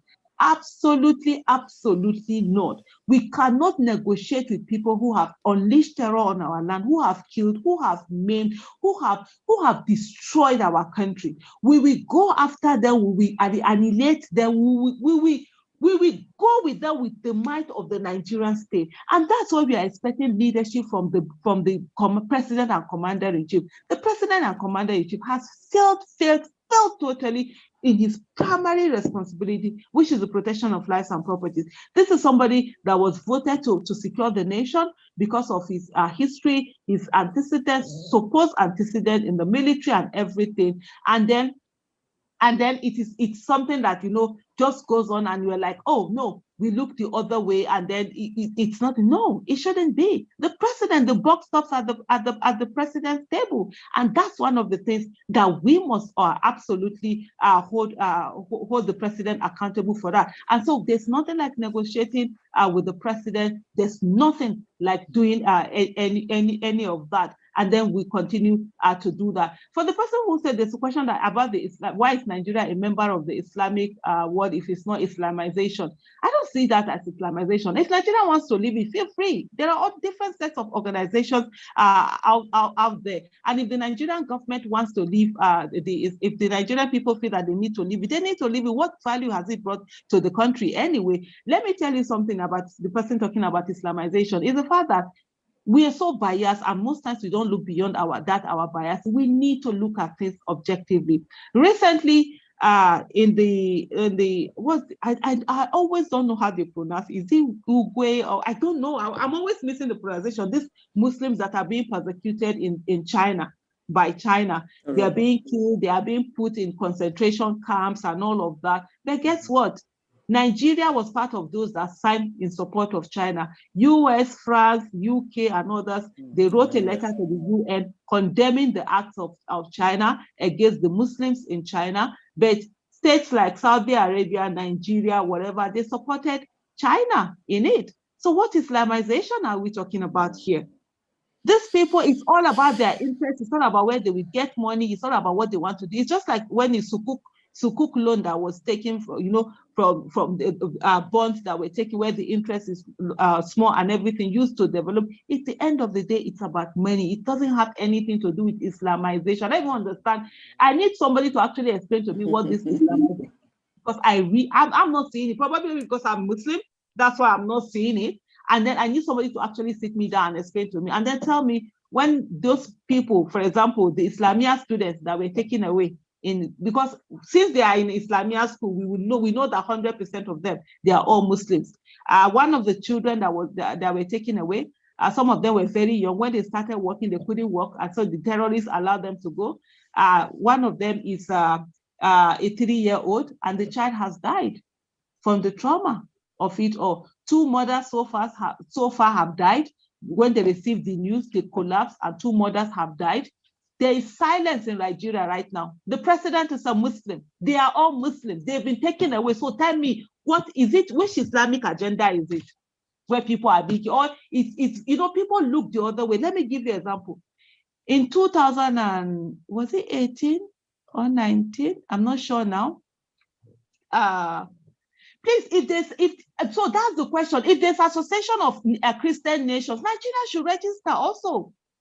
Let Nigeria register the Damilola, let Nigeria register there, and that's why we have all of these members that we have at the National Assembly. If there's the way we have the Islamic nation, if there are Christian nation, let Nigeria register that we have almost like 50-50 nation, both Muslims and Christians. And then if we have the non-traditional religion, the traditionalist whatever countries, let's also register. These things are not people. You take all of this and with so much focus on them. For me, I don't care what religion you are. I don't care what you practice. It's your personal business. Every one of us, we're going to be in our. Mrs. Yusuf, can I just come in there? I'm going to Baba. I'll still round up on this. Because I see most times, you know, and there are other people that Baba Akinshipu. Okay. Okay. Go ahead. So let me just round it on the whole thing. So for me, that's what I see. So people are focusing on all of these other issues. Fantastic idea. If we have the Islamic nation, that's one of the things that should be raised. We should have Nigeria should also be part of the Christian nations. It's the way it is. Form alliances, form whatever it is that needs to be formed. But one of the things that I feel for me, which is not useful for us all, is when we look at these different days. Okay, I remember, and something I wanted to raise before. In 2000, I can't remember the year precisely, Hawa Liman is one of those that was abducted in Iran. She was abducted in Iran when terrorists attacked the, what do you call it now? When terrorists attacked a place in Iran where an IDP camp and all of that. They wrote a letter. The terrorists gave the federal government warning that they took away 3 aid workers, Hawali Man, Sefura, and then what's this her name again? Is it Hawa Ngalal? I can't. And Sarah. These 3 workers, aid workers, were taken away. They wrote to the Nigerian government and said they were going to kill them in 30 days if nothing was done. The Nigerian government did nothing. Sefura was killed. Sefura is a young Muslim woman with kids. She was killed. 30 days after that warning, they killed Hawali Man. And you know, it's almost as if it's normal. And then you find some people who will come and say, oh no, they are not killing Muslims. They are not, no, they are killing everybody, whether you're Muslim, you're Christian, whatever it is. And on the issue of the constitution, you know, somebody is saying to me, oh, it's only Islam that is in the constitution. We have a National Assembly that comprises of Muslim, Christians, and traditionalists. Can we call on them and say, and right now, even this constitution, we've said, Nigerians have said they don't want this constitution. I don't want this 1999 constitution. I want a new constitution that is truly that of we the people. Can we now ask for a new constitution? Let's all put our voices together so that we ask for a new constitution that will be that of we the people, and we will be able to write all the things that we want inside. All the religion should be taken out of it, or all of them put into it. And one of the things that I always want us to remember is the fact that the religion we have in Nigeria, the religions we have, it's not just Christianity and Islam. There are other religions, and every one of them also has to be recognized. That's my stand. Everybody has to be recognized and seen as truly important, because at the end of the day, we're all human, and people's choices are as valid as every other person's choice. Thank you so much. Okay, thank you. I'm going to call a new set of questions, and we're going to have just 2 more sets of questions. So the first person that I'm going to call for this one, Mrs. Zulfa Suara, our councilwoman from Tennessee. You are on. Thank you. Thank you so much. Good afternoon, everyone. It's a pleasure to be with you, Sister Aisha. It's an honor to meet you. Thank you for, I've just been listening to all the questions and your answers. There's nothing for me to add to it. Mashallah, you did awesome. But what I wanted to ask you is about the work that you're doing with the youth and the involvement of the youth. And you spoke a lot about the US and getting people to be involved in politics. In the US as well, we do have voting apathy, where people don't feel their vote matters, where people don't think their vote counts. And it takes a lot of education and mobilization for people to come out and see what is going on that they do not like to vote. So in Nigeria, there's this perception that the apathy in Nigeria, it's not just in people's mind, that at the end of the day, it really does not matter who you vote for, because at the end of the day, people will put who they want to put in government. Or even if somebody wins, they might even not allow it. We've seen the case of Abiola and some recent ones.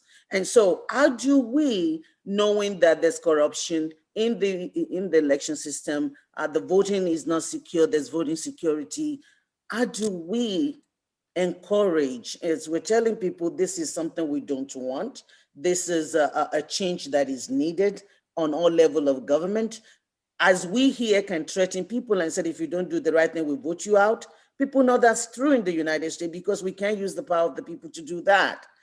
But in Nigeria, is this, in your opinion, and it could be that because some of us are in the diaspora, maybe that's an erroneous or a wrong perception. Is this a true perception to start with? And if it is a true perception, how do we correct that structural change? How do we make sure that we do have a system that when the people do want to vote and they do want to change their leaders, that they are able to do so?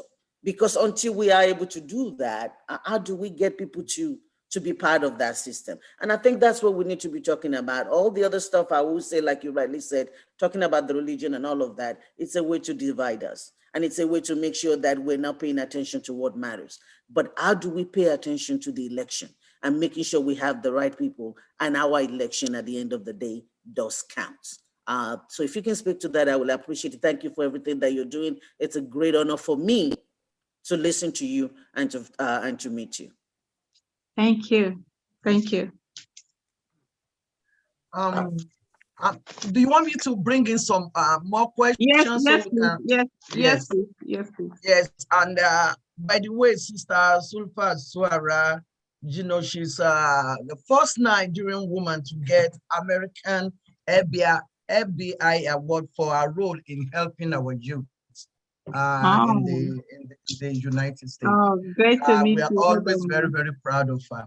I'm going to call Prince Adewale JP. Please go straight to your question, and then we can add everything together. Prince Adewale, you are unmuted. Please ask your question. Prince Adewale. Okay, thank you very much, ma'am.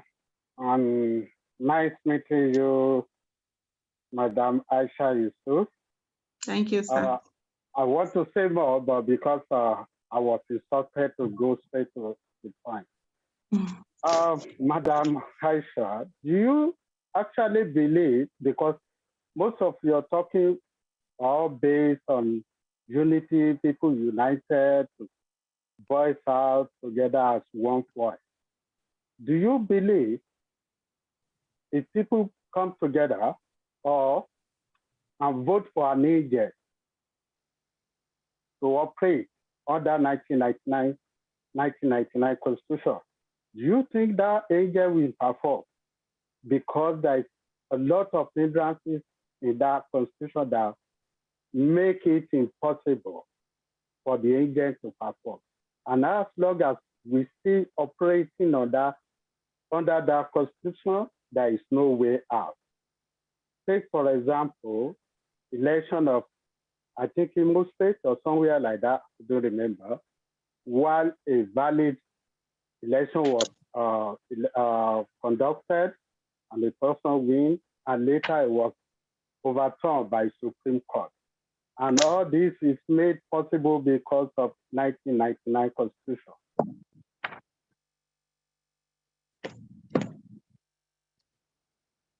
Okay, I've gotten the question.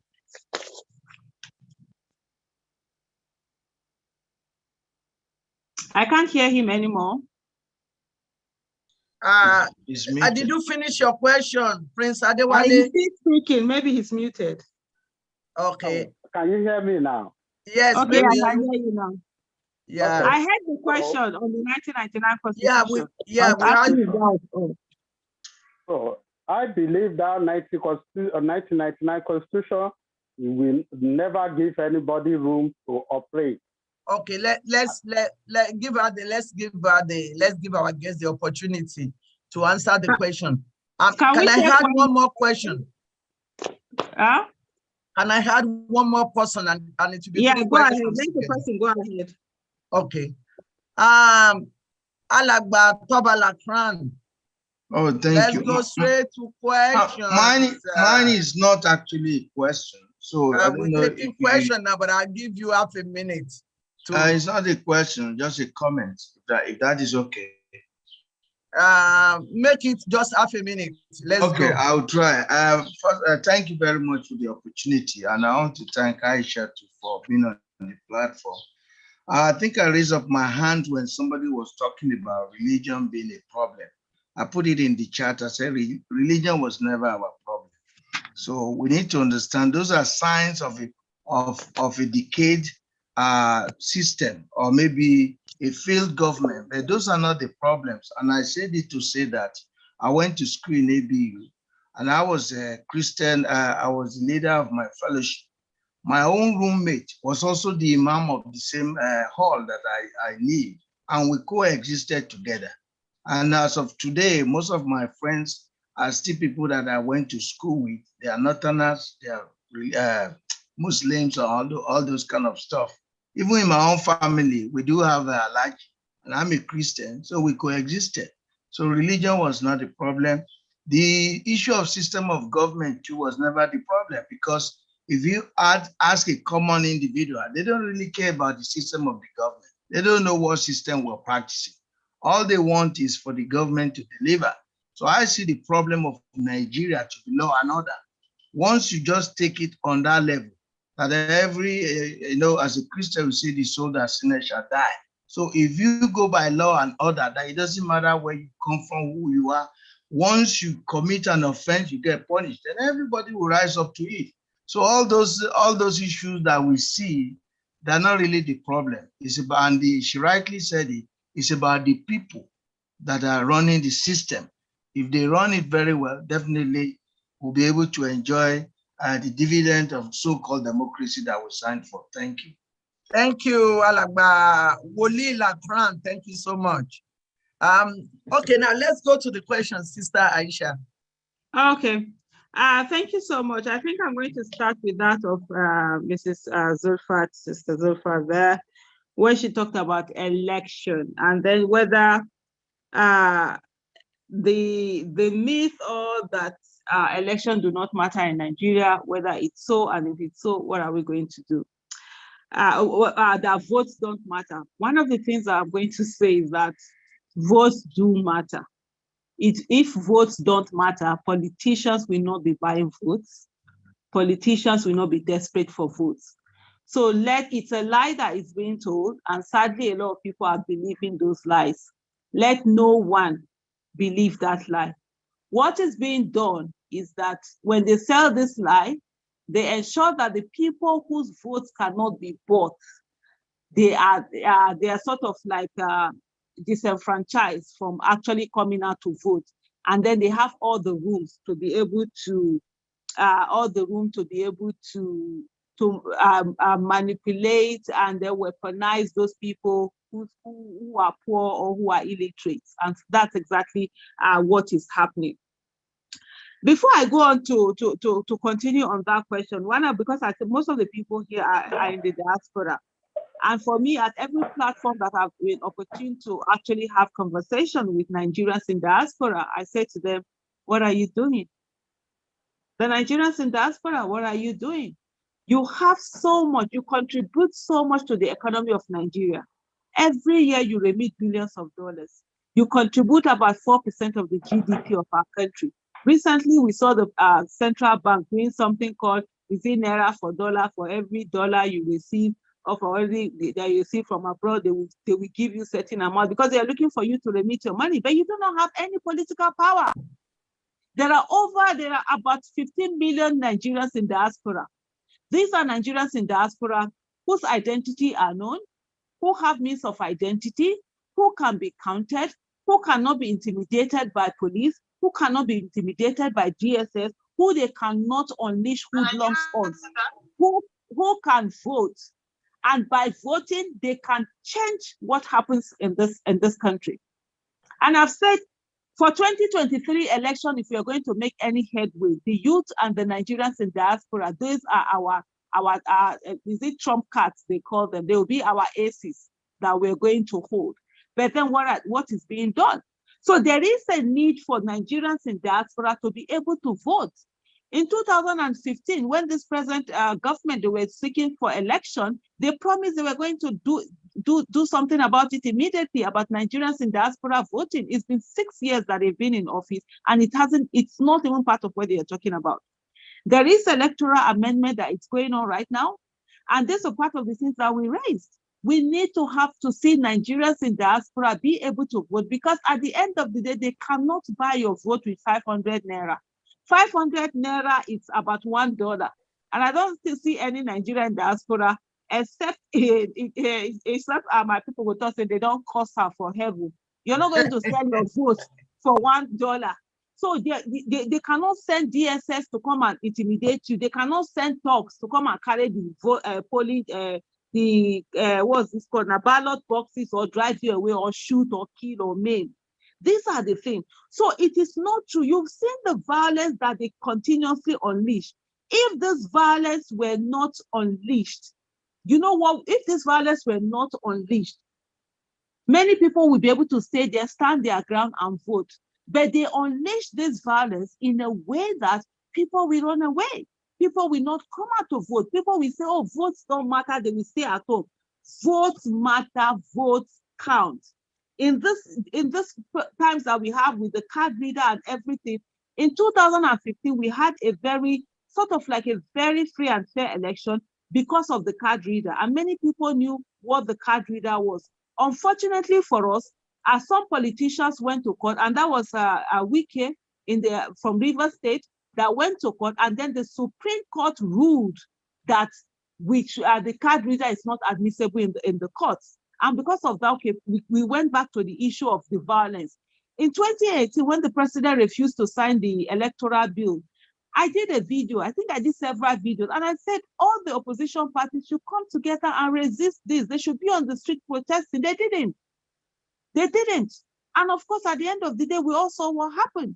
Without an electoral amendment, without electoral bill that gives us free and fair election, it's going to be a problem. There's going to be more violence. If the card reader is not admissible in the court, if you cannot do electronic transfer of result, then what will happen? I see somebody saying an amendment is distraction. I don't know whether it's the electoral amendment is talking about or the constitutional amendment. The card reader, the electoral bill we need a new electoral bill that is ensuring that people get free and fair election, and they can do it. So if people can vote in terms of whether it's electronic voting, diasporas are able to vote, we will have more. Imagine the last election, presidential election, the president that won, the president did get up to 15 million votes. So imagine the power that comes with diaspora voting, and not just voting. You have a circle of influence like all of us.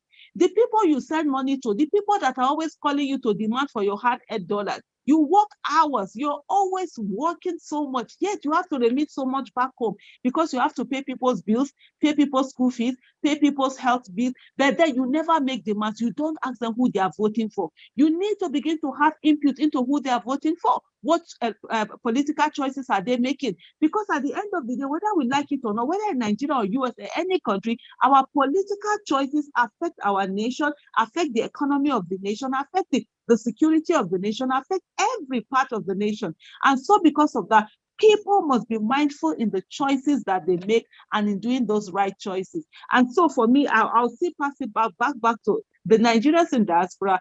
Please lend your mind to the electoral amendment that is being done. The National Assembly is refusing to pass that, to have that bill passed. I remember I was there at the public hearing in December, where the Senate president made promise that the first quarter of 2021, they're going to pass the electoral bill and then wait for the president to give assent to it. But it hasn't been done. And we need all the voices that need to be put out there. We need all the pressure for us to be able to get this the electoral bill.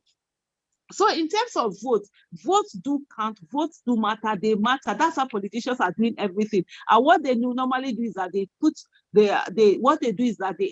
ensure that people whose votes cannot be bought, they sell this lie to them.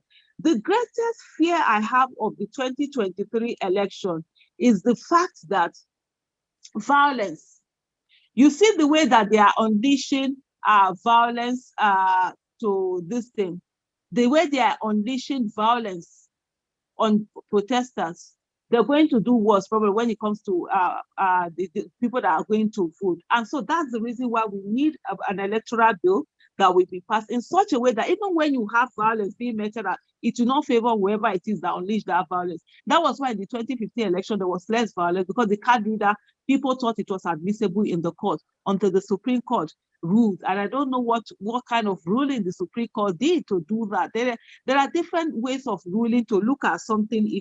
And you could use purposive method. Is it the mischief, whatever they call mischief rule, golden rule, whatever? I don't know which of them that they couldn't just decide that these were some of the things that the people who passed that act were going to pass. But here we have this problem that we are all now battling with. And I think the youth are understanding the fact that they have a right to vote, their votes matter, and we need to all work towards all of that. Otherwise, we'll just keep going around in circles, and we need political activism now.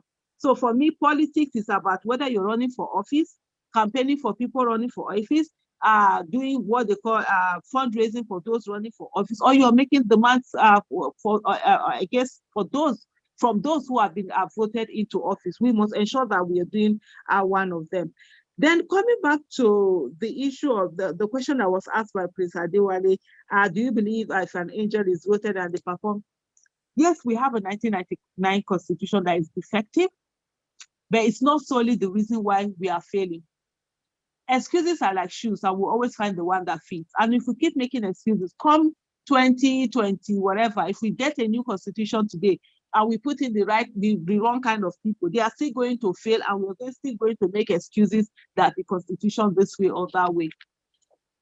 The thing with no doubt about it, we need a new constitution in Nigeria, and that's part of the things that people have been asking for. So a new constitution is needed. And when people are asking, why is this? I see Damilola have been sending different messages coming in. Why is this not there? Why is this not there? The thing is that, Mr. Damilola, the 1999 constitution wasn't done by the people. It was done by the military and handed over to the people. It was done by a certain set of people in one room. And so a lot of people have said this constitution should be set aside. That's what the agitation that is on now. There's already an amendment, constitutional amendment, and the people are saying to the National Assembly, we do not want an amendment, we want a new constitution. The National Assembly has come out to say that yes, it does not have the power to amend because it's not in the constitution. We know that. And I saw the Deputy Senate President being clever by half. Being clever by half in saying that, oh no, why are people who should know better demanding for a new constitution when it is not there in the constitution for them to have the power to amend it, to call for a new constitution? That first of all, let's do this amendment, then they will now come up. The thing is that yes, we all understand that we all understand that the present constitution that we have today, one, it does not give room for referendum. Of course, it should give room. People should be able to leave. People want to leave. Let everybody be on its own. And let me digress a little bit to say, I think contrary to what some people think, that there's any region in Nigeria that will not survive because of the other region, that's not so. Every region in Nigeria has the capacity to be a great nation. And every region in Nigeria is very blessed. From the north to the south, to the east to the west, the lands, the mineral resources, the population, the innovative method and all of that is the bad leadership that has kept people, in one place. So coming back to the issue of the Deputy Senate President, I was talking about the fact that certain people who should know better are actually asking for a new constitution. What we are saying is that what the National Assembly should be working on is a single amendment to amend a part of the constitution to give room for a new constitution, and just focus on, instead of trying to amend several things, no, just amend that portion that gives you a right to call for a new constitution. As soon as that is amended and you're able to pass all the legal requirements to get the assent to it, then we call for a new constitution, and then get people, both the National Assembly, the Nigerian people, different groups, whatever, call for a new constitution to be put together. When this new constitution is put together, we then put in the right kind of people into office for them to do the right thing, and then for people to hold them accountable. If we're just sitting down and saying that, oh, the 1999 constitution is our problem, guess what? We will change the 1999 constitution. If we still keep putting the same kind of people in, they will still do the same kind of nonsense, knowing that they can get away with anything. There are people who are not holding them accountable. It's just the same way that when we're sitting down and say that, oh, let's divide into different states and this thing. And then you find out that you will end up dividing into different regions, different states, whatever. The same problem, you are packing those same problem along with you because you've not tackled the fundamental problems. And then for those who are coming in, I see some of the questions that are coming in. I'm actually from the South. I'm from the South region of the country. And if we are going to separate, we will have our own separate DC. We will no longer be with any other region, either to west or south or east or whatever. Will be our own south region. But the thing is that if you look at all the regions, we have the same fundamental problem, which is the fact that there is bad governance from people, the wrong set of people elected into office, and then people are not holding them accountable. We have the same sentiments all over the place, and we must tackle all of this problem for us to get that country that we're looking for. We've never as a nation not sat together to build a nation. And yet we say, oh, one Nigeria is not working. We've never had one Nigeria. We've never worked towards it. We've never done things for it. We've always been on our own. We've always cared more about our tribe, our region, our religion, than we care about one Nigeria. And so we've never even tried what we say it's not working, but it's so easy to say that, oh, it's not working. And I see Elizabeth talking about let us go military. I'm sure probably Elizabeth, because maybe you don't know the military era, or maybe you've forgotten how it is. If we go through the military, this kind of conversation we're having, we probably might not be having it because they will gag everything. There's nothing romantic about our military. Even if I think, was it Winston Churchill that said the worst form of democracy is not the best form of government, but there's not any other one that is better than it. So we try it as it is. Having a voice as a citizen is very important. We can call out our National Assembly and all of that, rather than us sitting down and just seeing decrees coming out from nowhere where we do not have a voice at all. Thank you so much. Thank you. Thank you. Our time is fast spent. Other people that are okay. I will take this I'm going to take the last 3 questions. If it is short, if your question is not short, then I won't be able to take it because time is gone. I promise Sister Aisha that it's going to be 2 hours. Now we are almost 3 hours. So we've got to cut our loose at this point, but I will take these last 3 sets of questions. Baba Adenin Adeboye, is that a question? Baba? Professor Adenin Adeboye. Professor Adenin Adeboye. Okay. Kolawole Sule. Mr. Kolawole Sule. Thank you, ma. Okay, now, ask your question, please. Okay. Sister Aisha àti Mama náà sọ̀rọ̀. My question straight is this: how do we hold these people accountable? Because they don't allow anybody to do or get into their affairs, which is the same thing as trying to let diaspora to vote. You said it in your talks that these assembly people won't do it. They don't because of what they are getting there. So how do we go about it? What's the solution to getting people to make them accountable? Is that question good enough? Yeah, yeah, it's a question that you wanted to ask, and Alhamdulillah, I'm happy that you are able to ask that question. Baba Benjamin Esan, what is your question? We're going to merge everything together. Baba Benjamin Esan, please, we are going to questions, straight away to questions. All right. Okay, please unmute yourself. It's not from me. Baba Benjamin Esan, unmute yourself. Unmute yourself.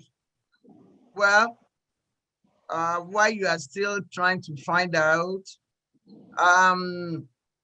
Crystal King Gbode, please unmute yourself.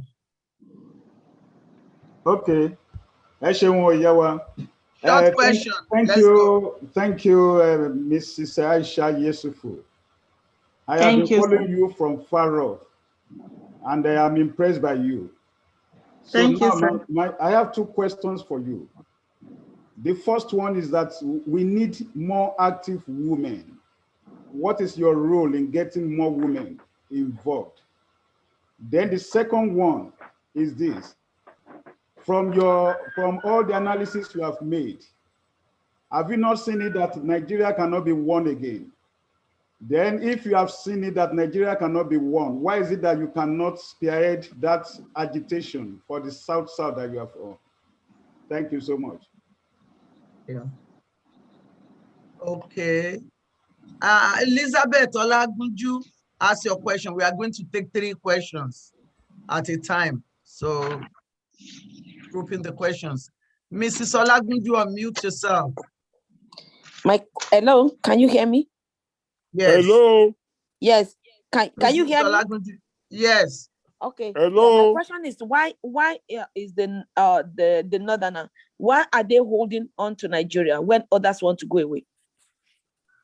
Good. Okay. Excellent question. All right. Okay. So we have those 3 questions. Hello. Baba Deboye, is that you? That's me. You keep me muted, but you call my name anyway. I did not mute you, but so was that a question? Are you trying to throw in another question, Baba? I'm trying to throw in another question. The only question that I have. I mean, okay. Yeah. Okay. Sister Aisha, can we add that one to the 3 questions? Yes, please. Yes, please. Okay. Professor Adenira, go ahead, sir. Thank you very much, Ms. Yesufu. I just want to be clear that we are not blaming the victim. The victim in Nigeria is the ordinary person who, as you agree, is not necessarily equipped to understand the mechanics of democratic processes, the issues at stake. Work out now? Can you hear me? Power, right? Yes, I can hear you. So when you have a system that is already rigged into who can vote, whose vote will count, even if it is the illiterate that doesn't understand anything that is selling the vote because they don't see the loss in it, he or she is still a victim. Good governance is a function of several variables. The fact that you make one variable good enough does not secure good governance. If you change the constitution, by itself, it doesn't make for good governance. If you have a very educated electorate, it doesn't make for good governance. What makes for good governance is to take a system that reduces the abuse of all these other forms of use. In other words, yes, the current constitution does not allow us to correct the anomalies in the rest of the structure. So how do you get out of it? It was rigged in 1914 to do what it is doing, and it has developed phalanges that are difficult to handle. Why choose presidential system, which is going to frustrate any way of correcting any other ill? That is why some people are crying for the parliamentary system. Why do you talk about Islamic whatever? Every Fulani that is put in power in Nigeria, the people who are not Fulani and who are not Muslim see that person as Muslim only because he or she answers Aisha Yesufu. Nobody knows that Aisha Yesufu is not Fulani until you say so. So in principle, choosing everybody from northern region is perceived in southern Nigeria as choosing Muslims because of the name. Those are realities of our lives, and the realities are realities even if they are not true. because that's what people think is true. That's what they know, which is not the same thing as what is true. If you want to correct the system, you insist on ministers and all of these other people being chosen from a cross-section of the country. Then some of them will be Imafidon. Some of them will be Adeboye. Some of them will be Ogbonna, and so on and so forth. But if you choose everybody who is Fulani, then you are actually choosing Muslims. It doesn't matter that most Muslims in the north don't have an opportunity to be chosen because they are not Fulani. So we want to really address the analysis carefully enough to see that what we have now, a presidential system that allows one person to make all the decisions, is frustrating any manner of good governance. And that's what I want to say. And thank you very much for listening. Okay, thank you so much, sir, and thank you for bringing that. I have muted myself. Hello. Okay, Baba. Let's go first. We are going to go back. Sister Aisha, go ahead. Okay. Thank you so much for pointing out that. I think it's one of the points that I didn't even remember to actually make it, where many people just assume that every Fulani is a Muslim. No, there are a lot of Fulani Christians, there are a lot of Fulanis who don't even have any religion. And the moment they see some of those names, they almost automatically. I remember the last time where Buratai, somebody was making a session to say, oh, every one of those people was Fulani. Buratai is not Fulani, it's Kanuri from Borno State, and it's so different. But it just comes to talk about the kind of suspicion that we have in our country today, based on the fact that there's so much lopsidedness in terms of the things that are happening and the kind of system, the kind of people that we have and what they have been able to do. And in the last few years, it has really worsened. And I think, let me go back and take the questions. I see them coming. Some of them, I think I saw them that have been written down. I just noted them. It's especially the ones who think that military is better than, like somebody said, than this rubbish. I think that's the way she put it out there. I think that was Elizabeth. And I think it's always about, we try to romanticize things a lot, where you talk about, I don't know what the military has done that really, if there's anything that has taken us back more than anything, it's been our military years. There are some countries that have been able to have a military that has really helped them, put them on track and set them up. But we, unfortunately, we haven't. All we have had are militaries who have destroyed system. The educational system that we have today that has been destroyed in some was actually done by the military, coming in terms of doing all sorts of things, removing vice chancellors here, changing this, putting this, just doing all sorts of things. I mean, many things that have been destroyed, our institutions that have been destroyed have actually been from the military, our collective wealth that have been wasted. Even when Gawan was president, we had somebody who actually understood what statesmanship was, what leadership was all about. If we had the kind of person that the leader that Dubai had was the kind of person we had in person of Gawan, we would have gone quite far. But we had a president who was so myopic, and all he thought about was the fact that, oh, Nigeria was so rich that his problem was not money, but how to spend the money. And you had all of that Odoji era where people were just, wasting money anyhow. There was nothing about, we're doing instant gratification instead of delayed gratification, and we're here. And so all through the years of the people who have gone through so much atrocities, who felt so much, I mean, you talk about the Ogoni massacre, Ken Saro-Wiwa and co, just out of nowhere, being sentenced to death, and before you know, all of them were killed, during Abacha and all of that military era. And as a child, I first witnessed military when I was 10, and even up to today, I still have goose pimples looking at the people that were being beaten anyhow. Up into my adult years, I had to deliberately sort of, I suffered PTSD, like every other Nigerian that watched soldiers beating up people. I can still see the vision of a fat man with his meat being thrown in a vehicle, beaten up by military people being made to swim in gutters, people being treated anyhow. And so when you hear Nigerians who are trying to romanticize this thing, hey, I think one of the things for me, I would say, is that let's not be lazy. Let's not be lazy and thinking that, oh, is this thing that will make it work? No, it is you and I that will make it work. And you and I haven't done the work we're supposed to do. And as long as we don't do that work, nothing is going to work.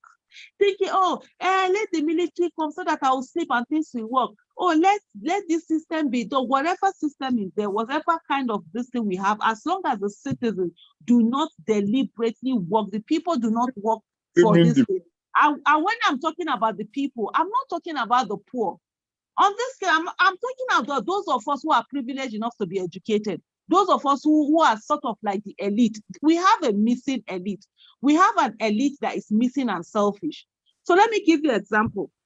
The elite that thinks that when there's no good quality education, they send their children to private school, they send their children abroad. When there's no good healthcare system, they go to private hospitals.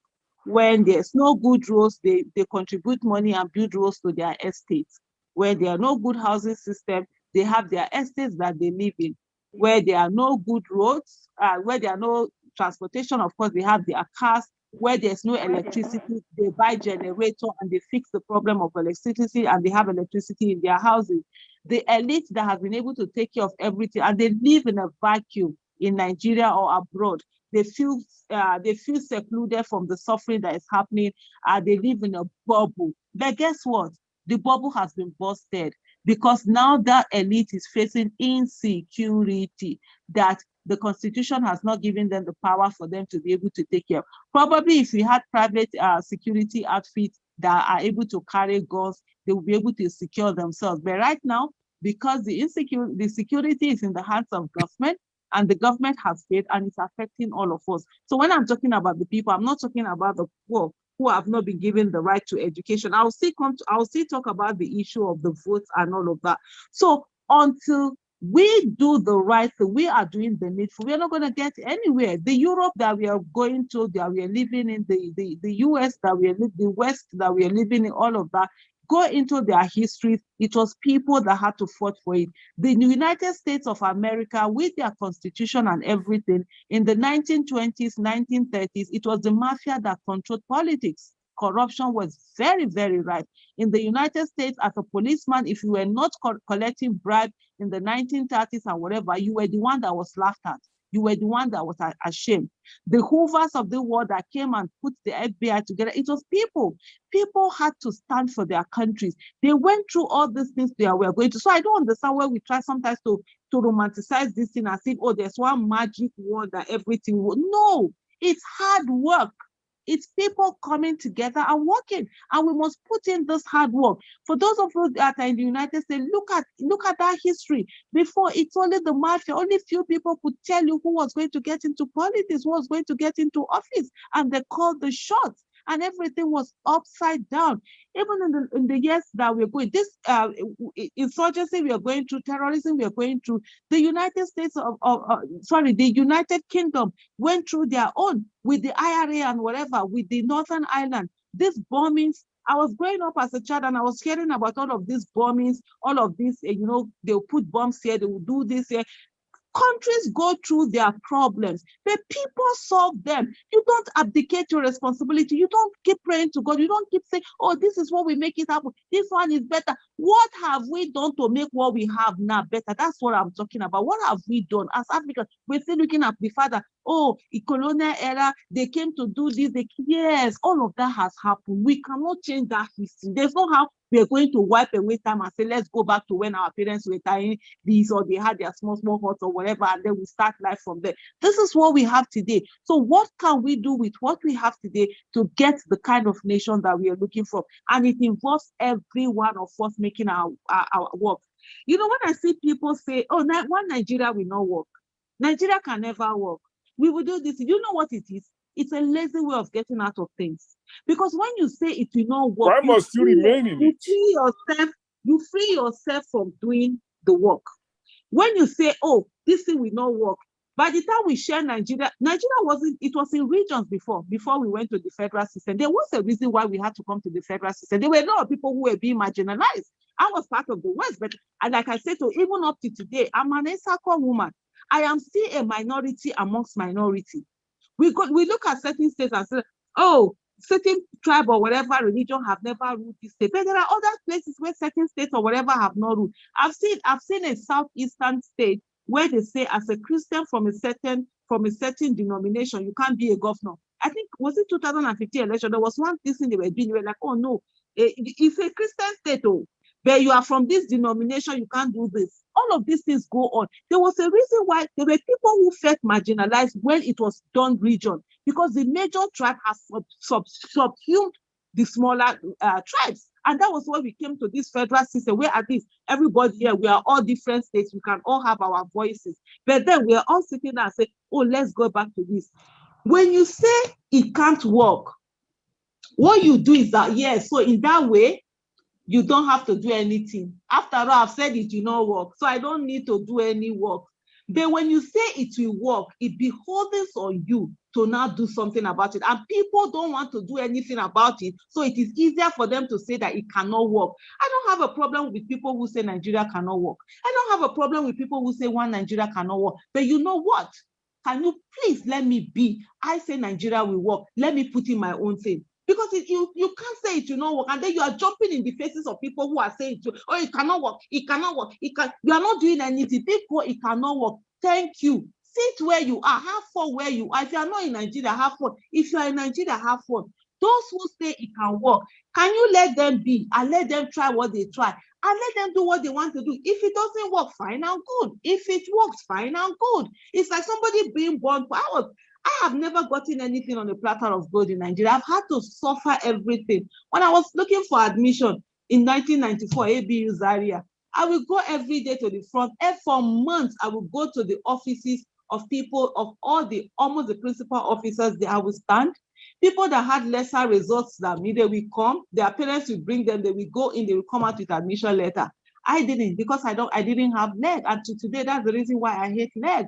I didn't do it. I was told I can't get the admission. I was told I can't get it. I stayed on and I got it. All my life, I've been told I can't get it. I stay on, I fight. I was born poor. I go to spend the morning without breakfast. Coming back, I wasn't expecting lunch. I grew up in Kano. I grew up in a place called Kwanahudu. Most of the people there were thugs. Most of the people were hoodlums. In short, anybody from Kano, when they hear the area we are from, they are scared of us.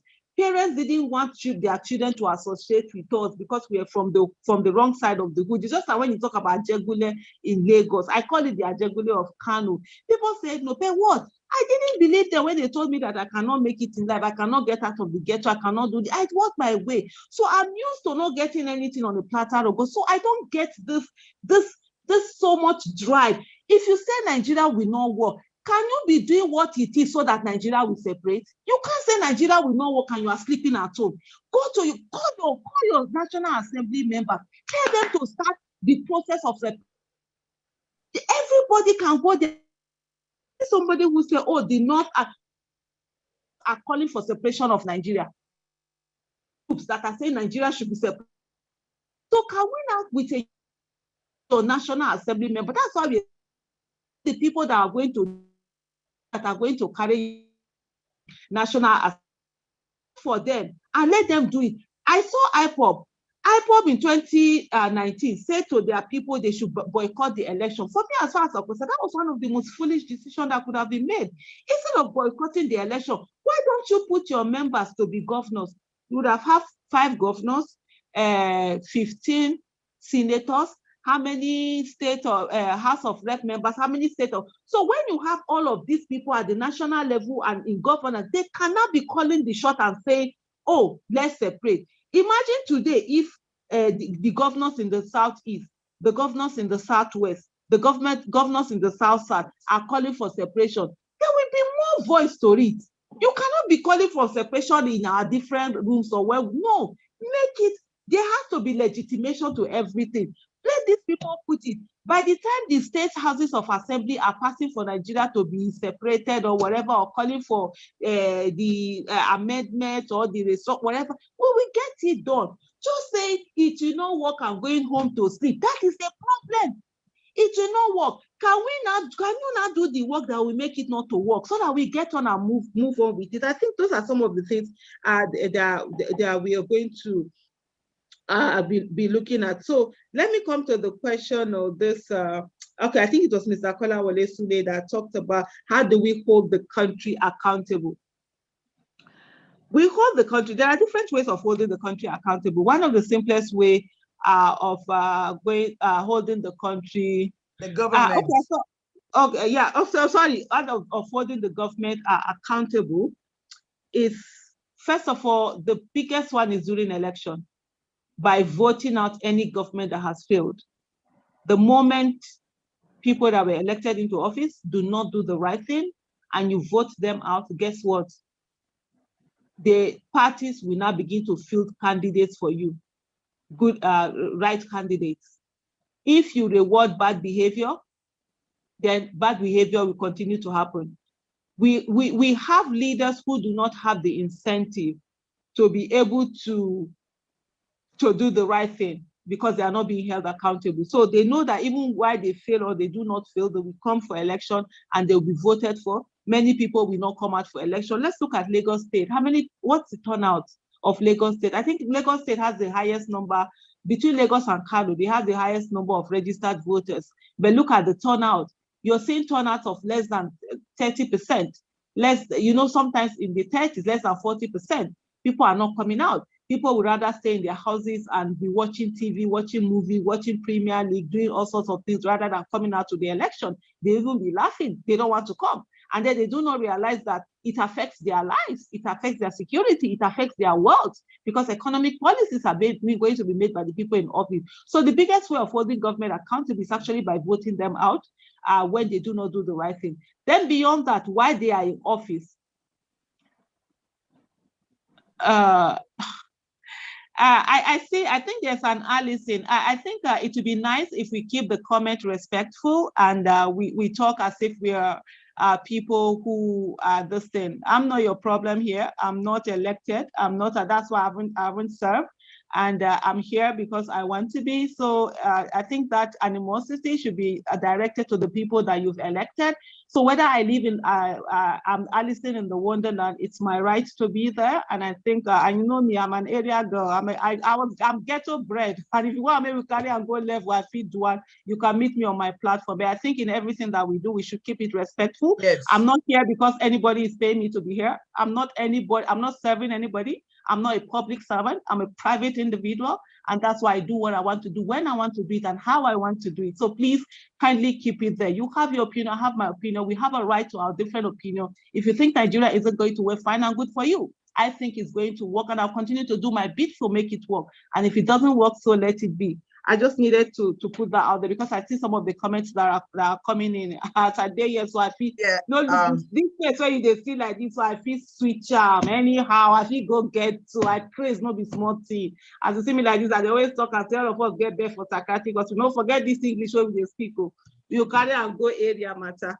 Anyway, back to what I was saying. So in terms of holding the government accountable, the next thing, of course, is people speaking out.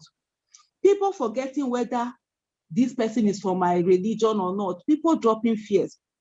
You see our professional bodies. Where are they?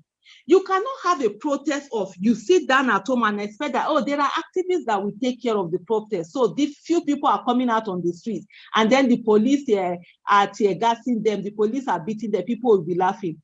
Many people see what the government is doing now. They think that it started now. No, it didn't. When Osibanjo was the time that they said shrinking the civil. We bring back our girls movement. We were beaten at the Unity Fountain. Nigerians, people applauded them. That they bring back they feel bring back our girls movement was the reason why Jonathan was removed. But today it emboldened them. It emboldened the government, and today they are coming after every other person. So we cannot sit down and say we are only waiting for a few people to come out and protest. There must be, when you're holding the government accountable in terms of our institutions, in terms of the trade unions, what do you call it now? The trade unions, the professional bodies, student unions, and citizens must come out absolutely and hold government accountable. If there are protests, don't sit down in your house and say that, oh, there are some youths that will protest on your behalf. Nobody owes anybody advocacy. I've said that before. People must decide to be active citizens. People must come out and say to the government, enough is enough. You can't do this. The bill, this thing, where are even the opposition parties? You know, you see countries, opposition parties are calling for protests. In 2014, 2012, opposition parties were coming up, playing active role. Where are they in Nigeria today? They are just sitting down waiting for, oh, when power will change hand and then it will come back to them. It doesn't work in that manner. So people must be ready to stand and make demands, not just when it comes to things that affect them. There's a high level of selfishness amongst people, a lack of empathy. People are waiting till when it's directly affecting either their salary or their health or something. That's when they will come out and begin to make the demands that they need to do. They need to be that uniform this thing to make demands. One of the problems that we've had in terms of one also way of holding accountable is recalling the people that have voted to the National Assembly or state houses of assembly. They are not doing well, recall them. But unfortunately, that hasn't really worked in Nigeria because the process is a bit cumbersome. And one of the things that they use, and I think which part of the electoral bill should be addressing, is that for you to be able to recall somebody, you need a percentage of the registered voters. And meanwhile, the people, maybe I think 50% or so, meanwhile, the people that vote most people into office, they are not up to half of 50% of the registered voters. So where are you going to get that? So what needs to be done? We need a situation whereby we still need to get, for example, let them say percentage, 50% of the people that voted, the number of votes you got should be what should be used to recall you. So that when this, especially people in the legislative arm of government know that they can't be recalled, what would then happen is that they would be able to now sit up. They will have incentive to do the right thing rather than incentive to continuously do the wrong thing. A different other ways, more enlightenment, let people know what their roles are, let people know that they are citizens, they are not slaves, let people know. In saying that, let me just digress a little bit to say to many people that, you see, the reason why Nigerians cannot hold their leaders accountable is because the first set of dictators that Nigerians came across were actually parents. There's no democracy in our houses. We don't allow our children to talk. We don't allow them to say anything. We shut their mouth up. Oh, come on, shut up. Where elders are, children don't talk. You cannot talk. You cannot have a voice. And these children continue. They went to school, the same thing. You cannot talk where your teacher is talking. In short, if you go out of the note your teacher gave you, teachers will punish you. Who told you to bring this? And so they grew up into adults and they simply replaced their parents and teachers and adults around them with government. And so they feel that all their lives, so whatever form of oppression that the government is meting out on our people, they've seen that oppression in their houses before. They've seen it in their places of work and everything. So it has continued on their way. So we need a lot of, orientation, a lot of back home changing. We need to begin to demonstrate democracy within our houses. We need to allow our children to have different opinions from us and also be able to express their opinion. And that's why you see, I find it a lot when it comes to public discourse, a lot of people are unable to actually share their opinions unemotionally. You see people getting angry, people making it personal. No, it's about putting out your points. I grew up in a home where I could argue with my father. We could sit down for days, we were arguing. All that matter was points. And my father, whenever I had superior argument, he agreed with me as far back before I was 10 years old. No, Daddy, I don't agree with you. This is not I will actually look for books.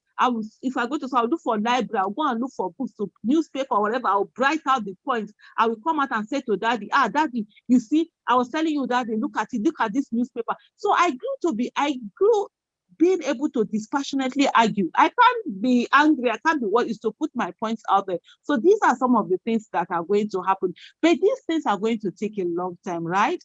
These things are going to be so much, and we don't have that much time. So what we are going to do now is that every one of us, we must become teachers.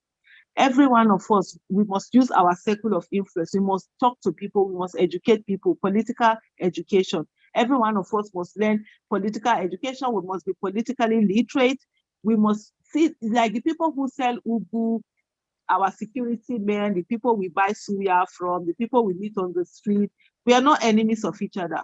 We must drop the generational hatred. Forget what they told you about another tribe. Every tribe has its fair share of bad people, fair share of criminals, fair share of whatever you can talk about. It's not about tribe or religion. Drop all of that. We must begin to talk to people, not in a condescending manner, but as equal. If I'm going to buy suya, if or somebody that is selling granola, she's on the floor selling banana with her tray on the floor, I can sit down on the floor with her.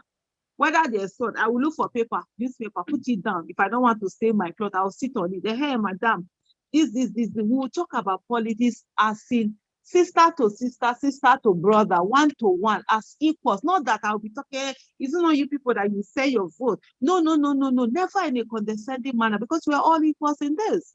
And so what has happened is that we have a missing elite who have abdicated their responsibility by not voting, and they allow the people who do not have the education to be the ones to make choices on our behalf. Guess what? They're going to make wrong choices.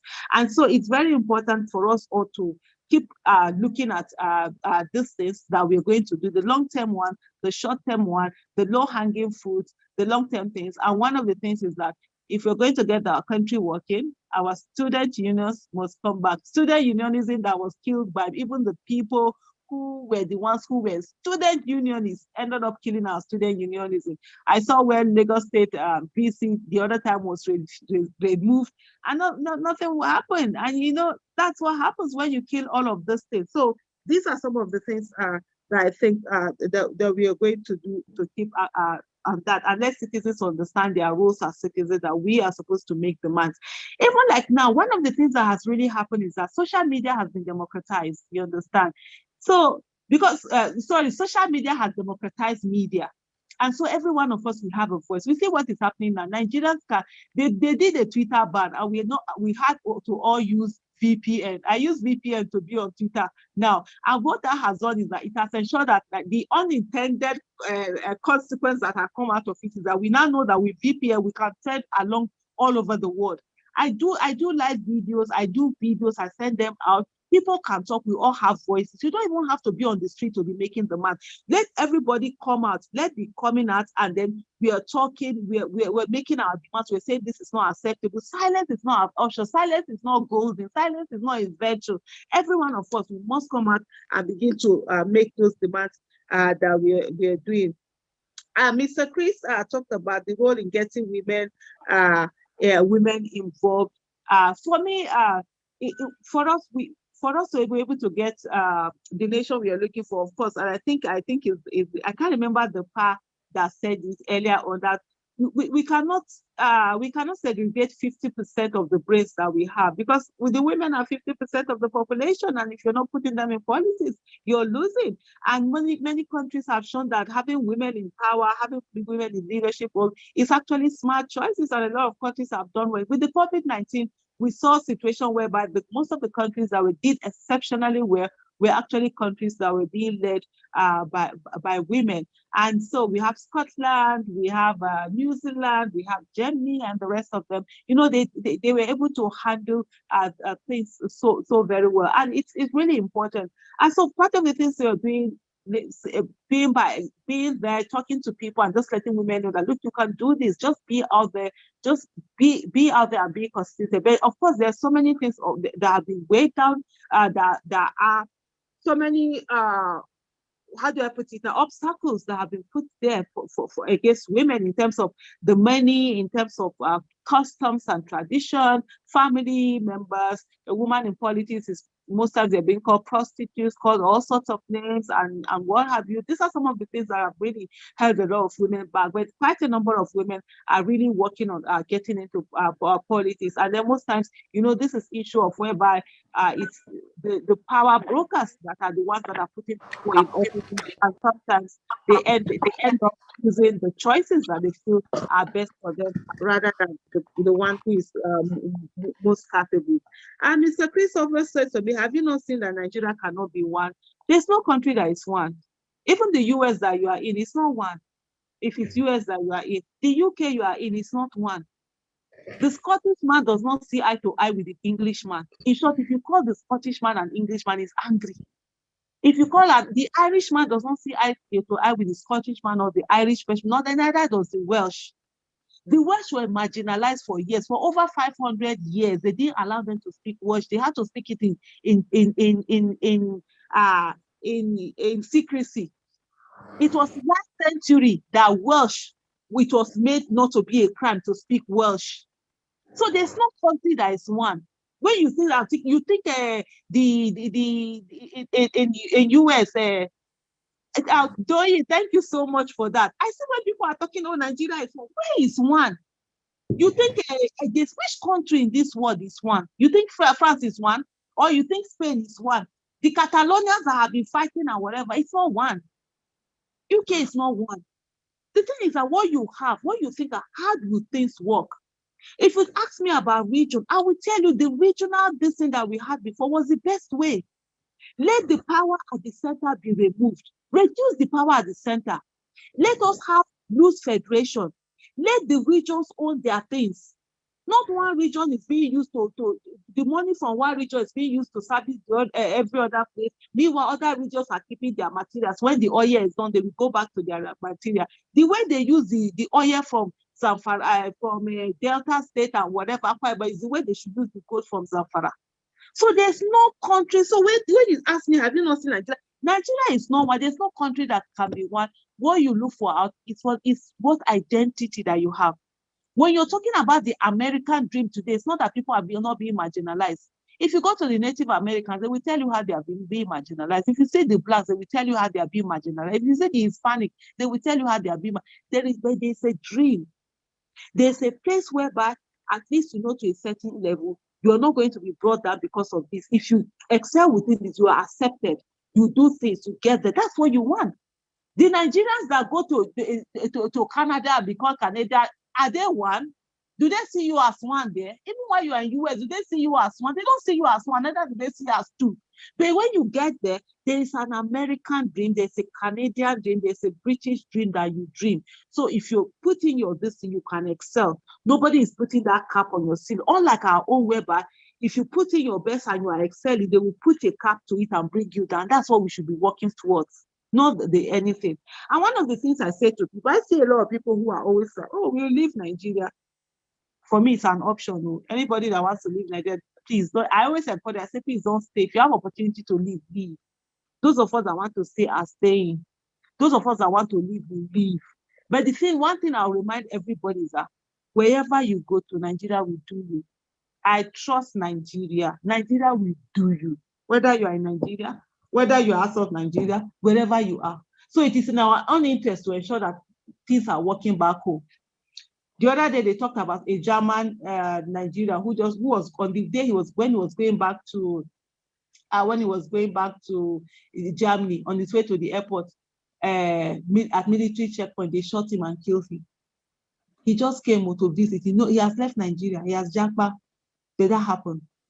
For those in the US, I don't know whether you heard about this. Is it Mr. What's his name? Nelson Aguda that was killed from Edo State. He and my husband were classmates from Fuga. After spending months in Nigeria, he was going, but he always comes to Nigeria. He spends like 3 months in Nigeria, minimum in a year. On his way back to the airport, along with Benin, on his way back to Lagos, he was killed. Many people, you will come. Maybe they will now come. There are some that have come. The day they were sick, they went to buy something. They bought fake drugs, and then the fake drug will be the thing to kill you. Or somebody now had an accident. For those in Canada, you saw what happened. Pius Adesomi before the tragedy of the plane crash that he died in. For those in Canada here, he had an accident. He almost died in Nigeria. Nigeria will do, even if you are there, you will hear about because you cannot carry all of us along. You cannot carry all your siblings. You cannot carry everybody. And I say to people, a Nigerian Canadian is different from a British Canadian or a French Canadian or whatever this thing, or a German Canadian. Why? Because when they see a British Canadian or an American Canadian, they will look at him and say, oh, he is there because he wants to. They as a Nigerian Canadian, they will see you finish on Nigeria, America, or Nigeria, whatever, German, Nigeria, or Nigeria. They will say that you are there because you have to. Because you don't have a country that you can be proud of. That's why you are there. Even if that's not the reason. So the thing is that for you to also have the Canada that is civilized today was built by the people. And that's what I want every one of us to understand. The people have to be the one to push. The American independence was pushed by people who put their lives on the line and they were ready to die for their country, which nobody is ready to do anyway here. You can't eat your cake and want to have it again. They left their cake for them to be able to have this. So as a Nigerian Canadian, they will look at you and say, is it not that their country way war? And I said to people, Black lives will not matter until Africa gets its act together. This problem, it's all over. The Chinese didn't matter before the Asians. They had to get economic power. When they look at us, it's not the skin they hate, it's the lack of money in our pockets. That's what they hate. So it's in our interest for us to get our nation built. So for me, it's not about, for me, one Nigeria has never been sacrosanct. Like I said earlier, and I still maintain, and I've said every time, Nigeria can divide into 36 states for all I 36 countries for all I care, or 6 countries or whatever. I don't care. All I know that is sacrosanct is good governance, accountability, transparency, rule of law, separation of power, development, security of lives and properties, good healthcare system, good quality education. These are the things for me that are sacrosanct. So whether we are getting it as one, or getting it as 36 countries, or getting it as 6 countries, or as regions, it doesn't matter to us. That's what I want us to get. And it doesn't have to be Nigeria. So these are some of the things for me, when it comes to that question on whether Nigeria can be on Nigeria. The thing I also want people to understand that if you like, we'll go to whatever region, the same problem, you will pack that same people, those same problems, it will still be there. Because right now, what are the regions that we have? I come from the Niger Delta region.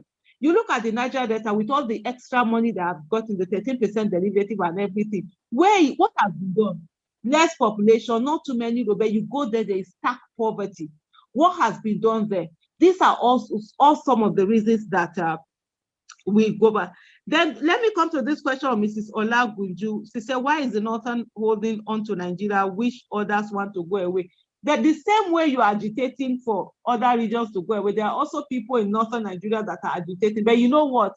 The people with the power to agitate, with the power of the legitimation to be able to put it to work, are not agitating. There are no, which of these, how many senators from the Southeast, Southwest, South are agitating for separation?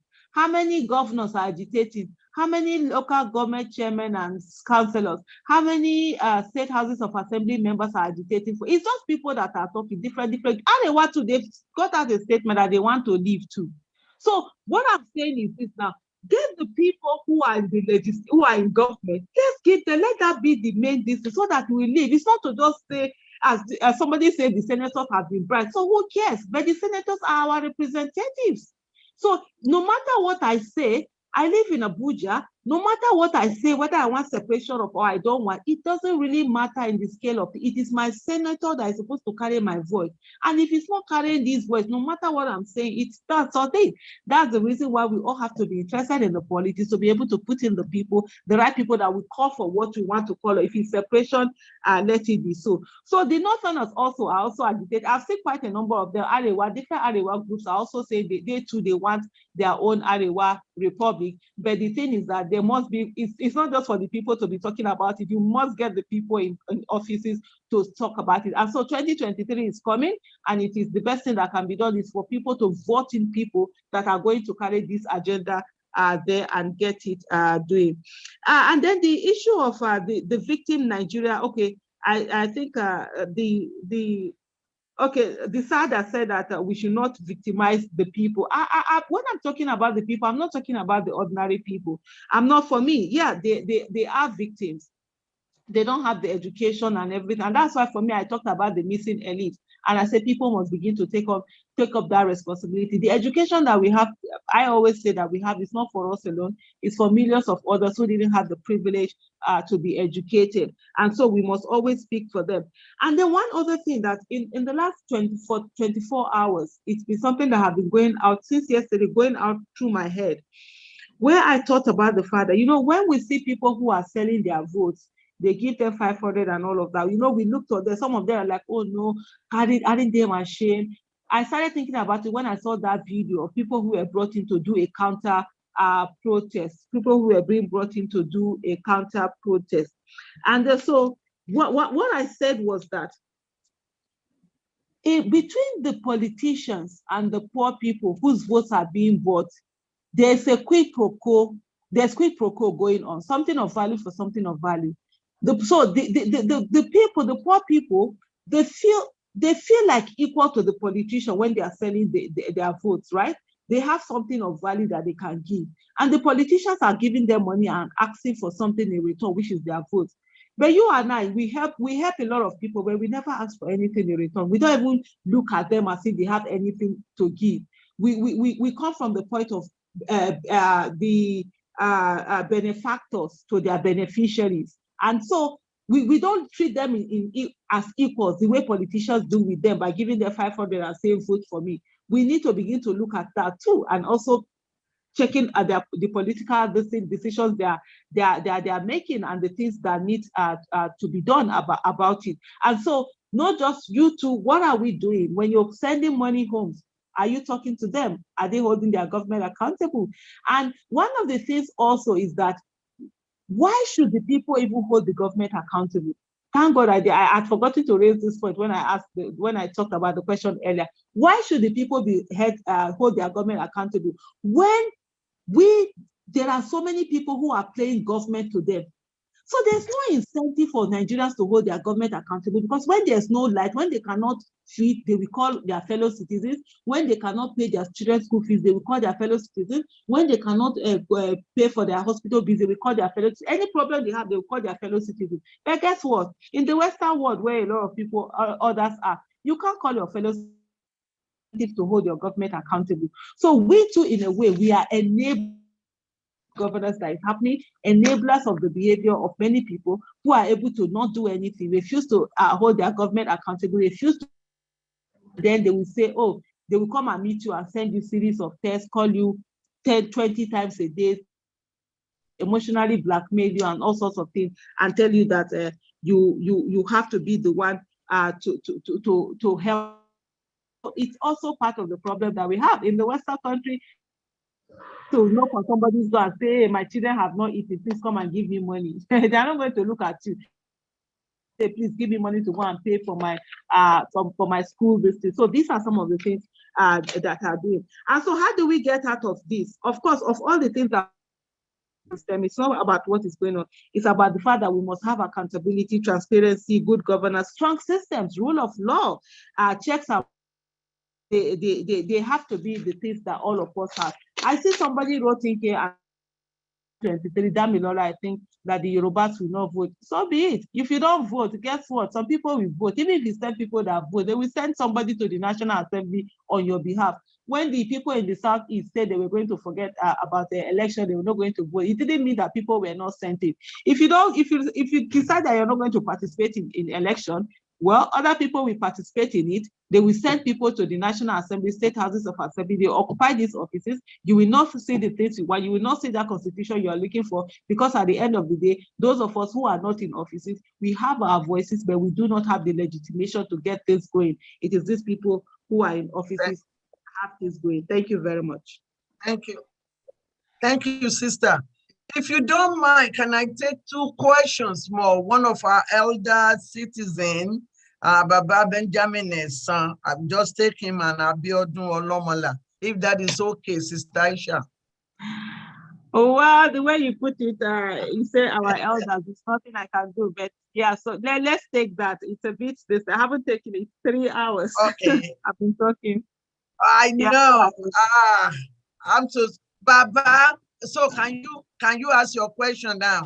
Baba Benjamin's son. It's only question. If it is not question, time is gone. We can't. Baba. Yeah, I'm muted. Okay, I didn't mute you. You are muted already. Okay, ask your question. And then after that, Abiodun Olomola, and that's it. All right. So I said she has answered my question that Oh, she answered your question. Okay, thank you, sir. It's not easy to recall our legislators. So okay, we have to force them out one way or the other. Okay. Thank you. All right, Baba. Eshe. Abiodun Olomola, what's your question, sir? And that'll be the last one. Alagba Abiodun Olomola. You didn't unmute yourself. Okay. Yes. Okay. I'm just coming on now. Thank you. Mrs. Isa Yusuf has partially answered some of my questions, but anyhow, I'm still going to ask them. Now, why is it that the North doesn't want Nigerian to be restructured? I mean the Northern Nigerian political elite. They are refusing vehemently that we cannot restructure. They are even pretending we don't know what we are talking about restructuring. Okay, let her answer that question so we can do that. And then let me quickly ask the second question, which this is the question I thought you partially answered. The question is the Southern, the Southwest, the Southeast, and the Middle Belt. They are saying we must change or we must restructure before 2023. Otherwise, there will be no election. But from all you're saying, you are not even, there's no resistance. From your point of view, you cannot see any resistance from those areas at all, because you are talking, the way I'm seeing you, it's as if you are assuming now, you are overlooking that resistance. You are assuming that, 2023 is a foregone conclusion. You're not looking at what the elites, the political elite in the Southeast, in the middle, in the South, in the Southwest, and the Middle Belt are saying that if we are not going to restructure, if we are not going to change the constitution, that there will be no election in 2023. For you, that is not, from the way you have been asking this question, and from your projection, from my point of view, it's as if you are taking 2023 as a foregone conclusion that election will hold. Okay, all right, let her answer that question. She talked about it now, but we still let her answer the question. Nigeria, my country. In 2015, they said election will not hold. It seems as if people are forgotten. Every election is the same story. Election will not hold. Military will take over. I remember in 2015, I was on the street where we did election will vote. Even the people, a staunch APC member at that time, there was somebody who they said, the elections will not hold in 2015.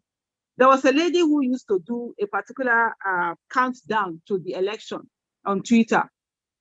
So, and I noticed all of a sudden she wasn't doing the countdown. And I called her, I said, why are you no longer doing the countdown in 2050? She said, this is what they said. They said this election is as if it should not hold. Jonathan was going to hand over to military.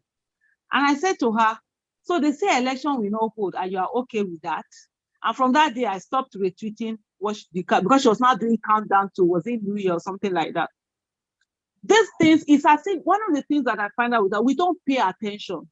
When things are happening, we think they are happening this is the first time it is happening. No, it's not the first time.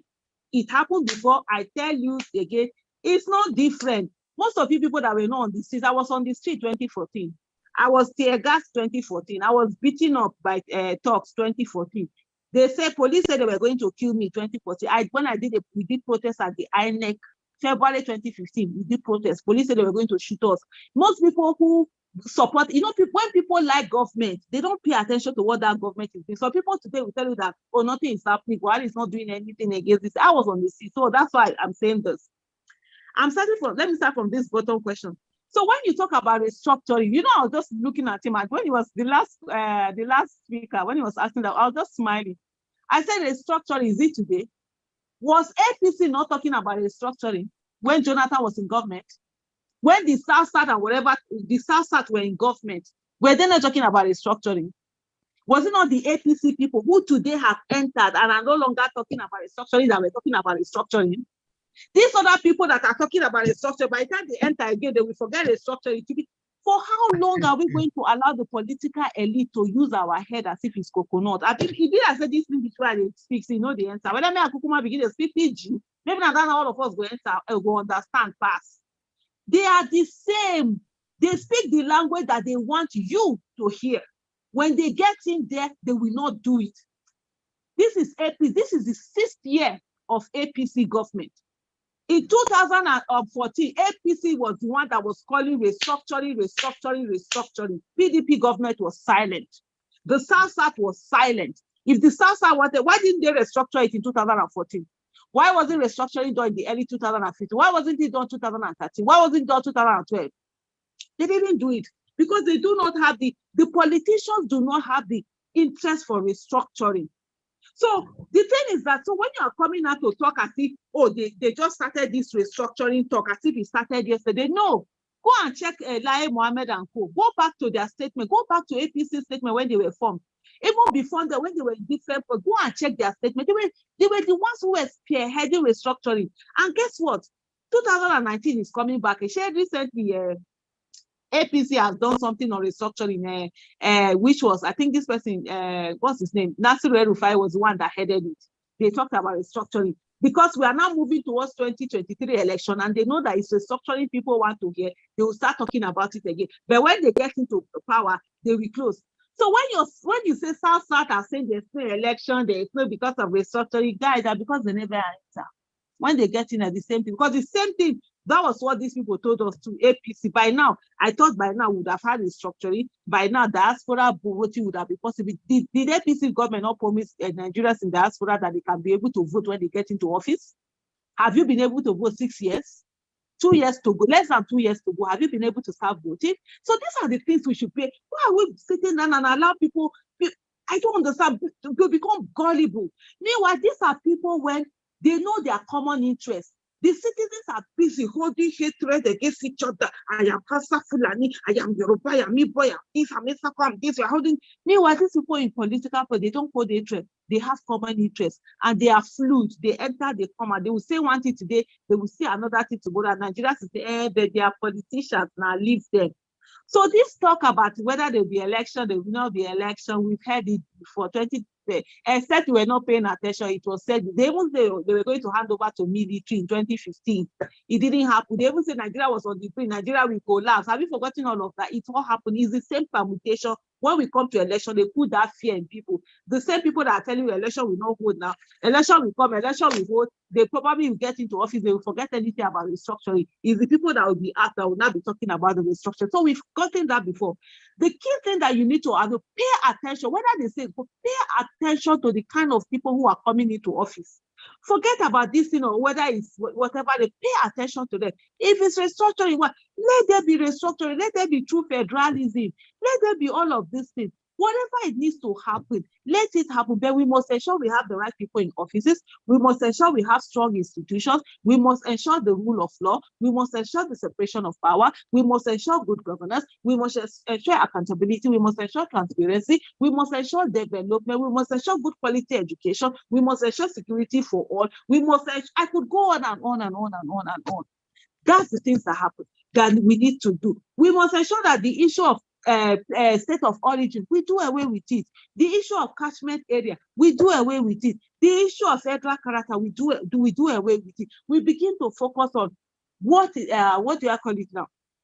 We begin to focus on merit and ensure that the people, the best amongst us, are the people who are putting forward, whether in our civil services, whether in our political places, whether in our appointments, whether in wherever it is. Those things, these are the things that have to be done. So on the issue of this restructuring conversation did not start today. It has been on. This APC that you see them today, they are playing deaf and dumb. Restructuring was part of their campaign plans. Go and check the APC campaign. Restructuring was part of it. They got into office 6 years later, they haven't done anything. And when those ones have, so it's the same thing we've heard again. Those people you are saying that they say election will not go. Let election come now. They will be changing parties. They will join the people that they said Cross River State governor has entered APC. Which other states is it? But whatever say one of the states entered. Who are the ones that you are talking about this thing? It is the citizens that they are playing, and I think it is time enough for the citizens to come up. Why is it that the North doesn't want Nigeria to be restructured? So why wasn't Nigeria restructured before 2015? I think that's the question I would like to throw back to you. The same North was shouting. They even APC have done something about restructuring. There's one thing they did, a paper they did on restructuring, where they were asking for this restructuring. El-Rufai, like I said earlier, was the head of it.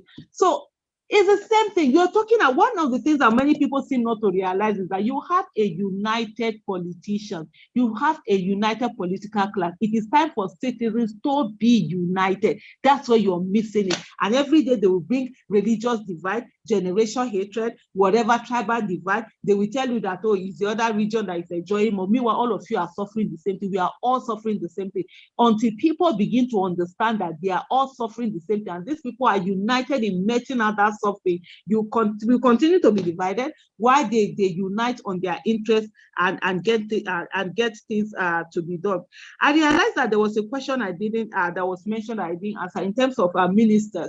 And when it comes to the appointment of ministers, it's actually done based on every state must bring somebody.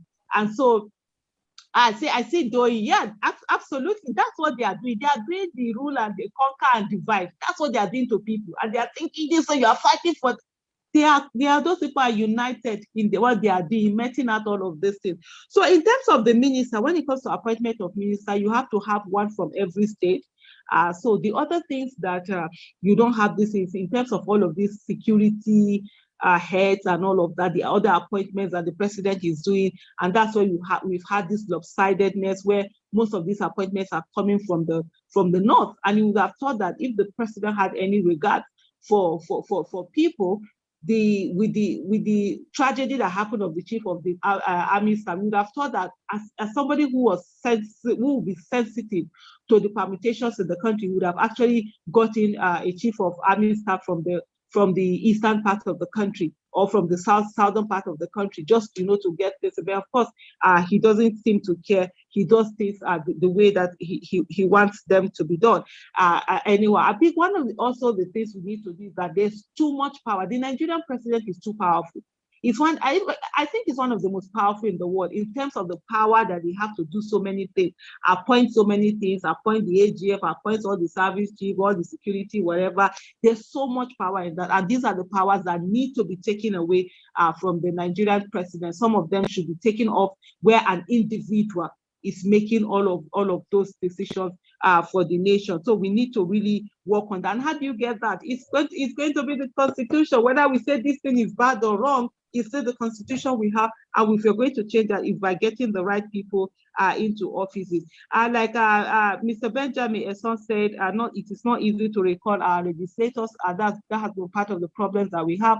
But how are we going to end up recalling them? It's by amendments, Constitution, acts being passed. That is how other countries pass. I think, just let me give you an example. If you look, I think I can't remember the numbers now, but the last time I checked the U.S. Capitol, the politicians that were there, I think most of them were the people in the Senate, and then the House of Rep there. Almost 40-something% of them are lawyers.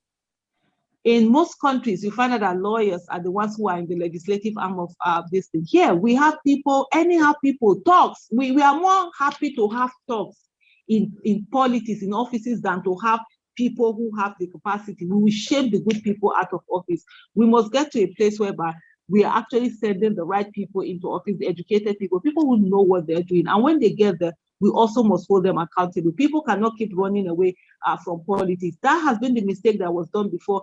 If I look back to the people who fought for our democracy, and I'm like, oh my goodness, if they were the ones who had gotten into office today, it would be what we're seeing today. And then, so we must make those changes, and people must keep on to that. But hey, for those who want the separation to happen, please, don't just talk and not do anything. Ensure that 2023 election, get politicians who believe in that ideology, who want that separation to happen, get them into offices so that when they get to the National Assembly, they can actually have a conversation and actually pass the right kind of bills or whatever that needs to be passed for all of this to happen. hating each other, coming after each other. It doesn't get anything done. We are the losers at the end of the day, while the politicians are actually united in what they do. At the end of the day, for me, I believe in a great nation, and Nigeria can be an amazing country, and it has capacity to be a great nation. There is no country that is homogeneous. There's no country that is one people. There's no country that is one belief and one everything. Every country is as fragmented as it is the system that gives people enabling environment for them to be able to find a place there and thrive. And that's what matters. And that's why when they're talking about the American dreams and all of the dreams, we also need to have our own Nigerian dreams, or Oduduwa dream, or Arewa dream, or Biafra dream, or Afema dream, or Kukuruku Empire dream. I'm from Kukuruku. That's my empire. We get there. But whatever it is, let lives matter. Let's do the right thing in every capacity that we find ourselves. Thank you so much. Wow, thank you so much. If we see a woman that is doing a lot to help her community, believe me, she must have a very, very admirable husband backing her. I'm taking this opportunity to thank our brother Ali Osigwe Yesufu, who is the man behind our strong lady. We are very, very happy. We are very, very grateful for everything that you are able to do today. My people all over the world listening for the past, how many hours now? Almost 4 hours. Almost 4 hours. Ooh. Well, on your behalf, I'm going to thank our sister. We are going to be rounding up now. We are not, no more questions. We are rounding up. But now, I don't think this is a question. What does it mean when President Buhari talks? When he speaks, President Buhari, when he speaks on anything, Sister Aisha Yesufu, what does it mean? For me, basically, I don't listen to the president. I don't take his words with mean nothing. I've said that before, even on national TV. I said the words of the president mean nothing, absolutely nothing. He says one thing and does another. He doesn't have the integrity that is expected of a leader. So for me, I say kudos to the people that even have time to listen to him. I don't listen to the president.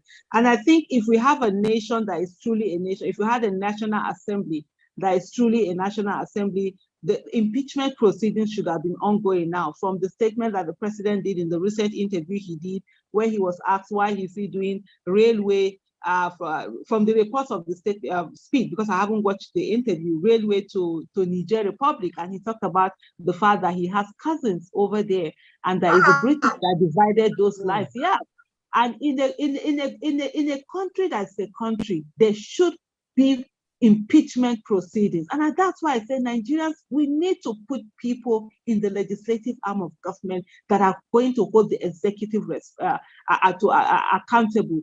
And that's where the main power is. It's not even the people really that, because we see that our power, we give the power belongs to the people. We give our sovereignty to certain people we vote into office for them to be able to utilize that power on our behalf. So the people that we vote to the National Assembly should be, and the state houses of assembly should be the ones doing a whole lot of holding government accountable. And that's where the National Assembly, of course, it has its oversight function and all of the things, making laws, its oversight function, holding the executive arm accountable. That's why you have the separation of power, but our own isn't doing that. So for me, really, the president, absolutely nothing. There's nothing that comes from the president. It's nothing. And he has shown that, you know, when people try to shield him and say that, oh, the president doesn't know what is happening, I said to them, no, he knows what is happening. Everything that is being done is with the knowledge of the president. And I must state here categorically that the vice president also is the same way as the president.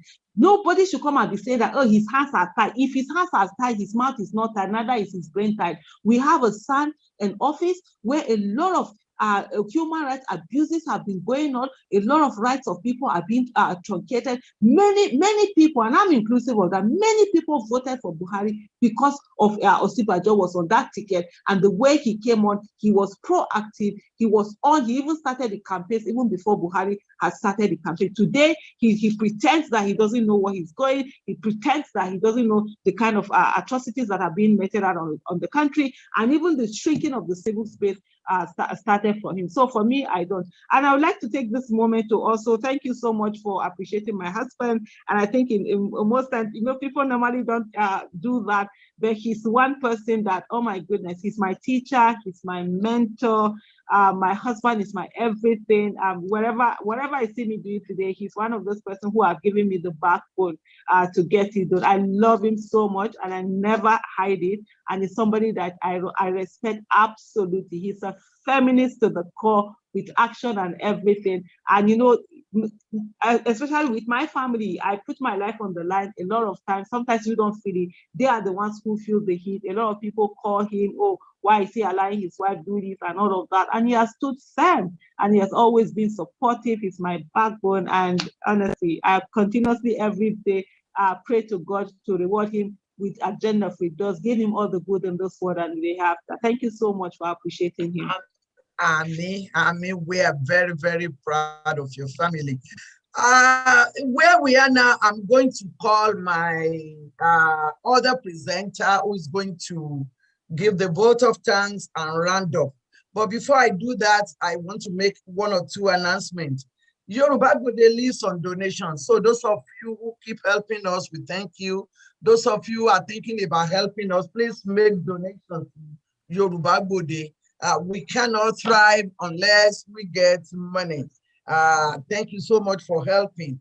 Also, Yoruba Gbode virtual camp, where we teach our children how to speak the language and learn about the culture, is coming soon. Those of you who your children are not speaking Yoruba, don't forget to register very, very soon, so you can join the class and give your children opportunity to speak your language. Another important announcement is, please, people who are asking you for money for Yoruba security, please be careful about who you give money to. Some of them, they don't use it for Yoruba security. Please and please and please know who you give the money to when they are asking for Yoruba security. Baba Ayiloge is waiting for suggestion from everybody about what they are working on Yoruba security. I posted his number on the chat. Please call him if you have anything to offer. Also, if anybody say that they are selling bulletproof shirts, I say it again, if they tell you that they are selling bulletproof shirts, tell them to wear it first while you look for AK-47 and try it on them. Let them wear it. So if it works, then pay them the money. If they don't stay around for them to get the money from you, then you know what that means. We have to be careful. Don't buy bulletproof shirts from anybody unless they put it on while you look for AK-47. That is very, very important. Don't take that kind of risk. Next week, by the grace of God, we are going to be hosting Alagba Femi Falana Amofin Agba Patapata on Yoruba Gbode. Now over to you, my honorable Atokun Abolaji Ayobami. Unmute yourself and let our honorable guest loose. She has been enough. Yes, thank you very much. We will have bought one of the vests tonight, but we want to test it first. No. Ajia. Try it on yourself first. We will try it first on the seller. We will work, then we will buy you one, because we want you to be around for as long as possible for all your activities. No matter what, shout or no shout, trust me. God is kind, God is good. All your activities, you need to be protected. We welcome you. We thank you very much for the hours that you have spent today. and the depth of knowledge and activism in Nigeria. And I know your children will be following your foot, because I can't just envy you how they will see you every time you come on the air or you come in the street. I believe some of them are going to be taking after you, and thank God for your husband who let you do whatever you are doing. We really appreciate it. The knowledge of the information you have passed today, I think people will use it and take it. But I just want you to know that people hear you. And you standing for the feminine gender means a lot, because the feminine gender has suffered too much in Nigeria. Whether they're mothers, wives, sisters, or daughters, all the feminine genders have not been respected like they were respected in other countries. And I think time has come for them to stand their ground, because all these presidents, all these governors, all these senators, all these leaders, they have wives, they have mother, they have daughters. If they can do half of what we are doing to correct them from the inside, to catch them young at the cradle, they will not go outside there and give a life that is not worthy to the citizenry. Because I believe if they have the same spirit of feminism that you have, and they can stand to them toe to toe on their bed or in their house or in their locality, they will know that when they come out to the city or to the state or to the nation, to do the right thing that will benefit the family and the family structure. Because it is the women that suffer most, whether political imbroglio, whether anything, it is the women, either they lose their husband, they lose their son, or they lose their anything. But time has come for the woman gender to be defended. And people like you, we appreciate God. First of all, because I believe it's not you, it is God. The God that I put it in you to stand strong and to live on him, not on the bullets that fly from the hand of the military or from the government. Because if God keep you, no one can take you away. And the second one, like Olotu was, thank your husband for being the backbone, the pillar behind the throne, the pillar behind your activism. And for allowing you, because many men will say, well, don't go outside, don't come and bring what problem to me. We thank him also. And we encourage you to continue to see the dream that you want. Some of us don't believe in the country, Nigeria existence the way it is, but the will of God is what we want. But for people like you to be ready to step in, advocate for people, let people follow you, advise them to go and challenge the people in the authority. They will demand for their rights, a fundamental human right that is United Nations backed, by the African Union backed. So when they ask for it, they have a lot of things that they will gain. Women can change the entire structure if they rise up. They should not fear, and they should not look them and say that, who am I? What can be? God will use them as they are using you to be where you are. So thank you very much for the number of hours you spent today. And we want you to know that we will not wait to ask you to come over again anytime that you want to come and share the knowledge with our viewers. And any other thing that we need to know, we are a bridge builder. We are a gap bridger. So Yoruba Gbode is a place where we analyze everything, left, right, and center, and we let people choose. And we let people go the direction that will be benefit for the people, for the nation, for the community. So whether it is self-agitation, or whether it's restructuring, or whether it's the unity of the nation, whatever it is, we want to make sure people are all together going for their destiny. They should take the bull by the horn. It's enough. 1999 to now is 21 years or more. Yeah. And something happened from the military. Now, we don't expect the same thing to repeat itself in the civilian regime. But what we are even seeing at the civilian regime is even worse than in the military days. So we need to rise up and make a correction to it and let the nation or the people determine their own destiny by themselves.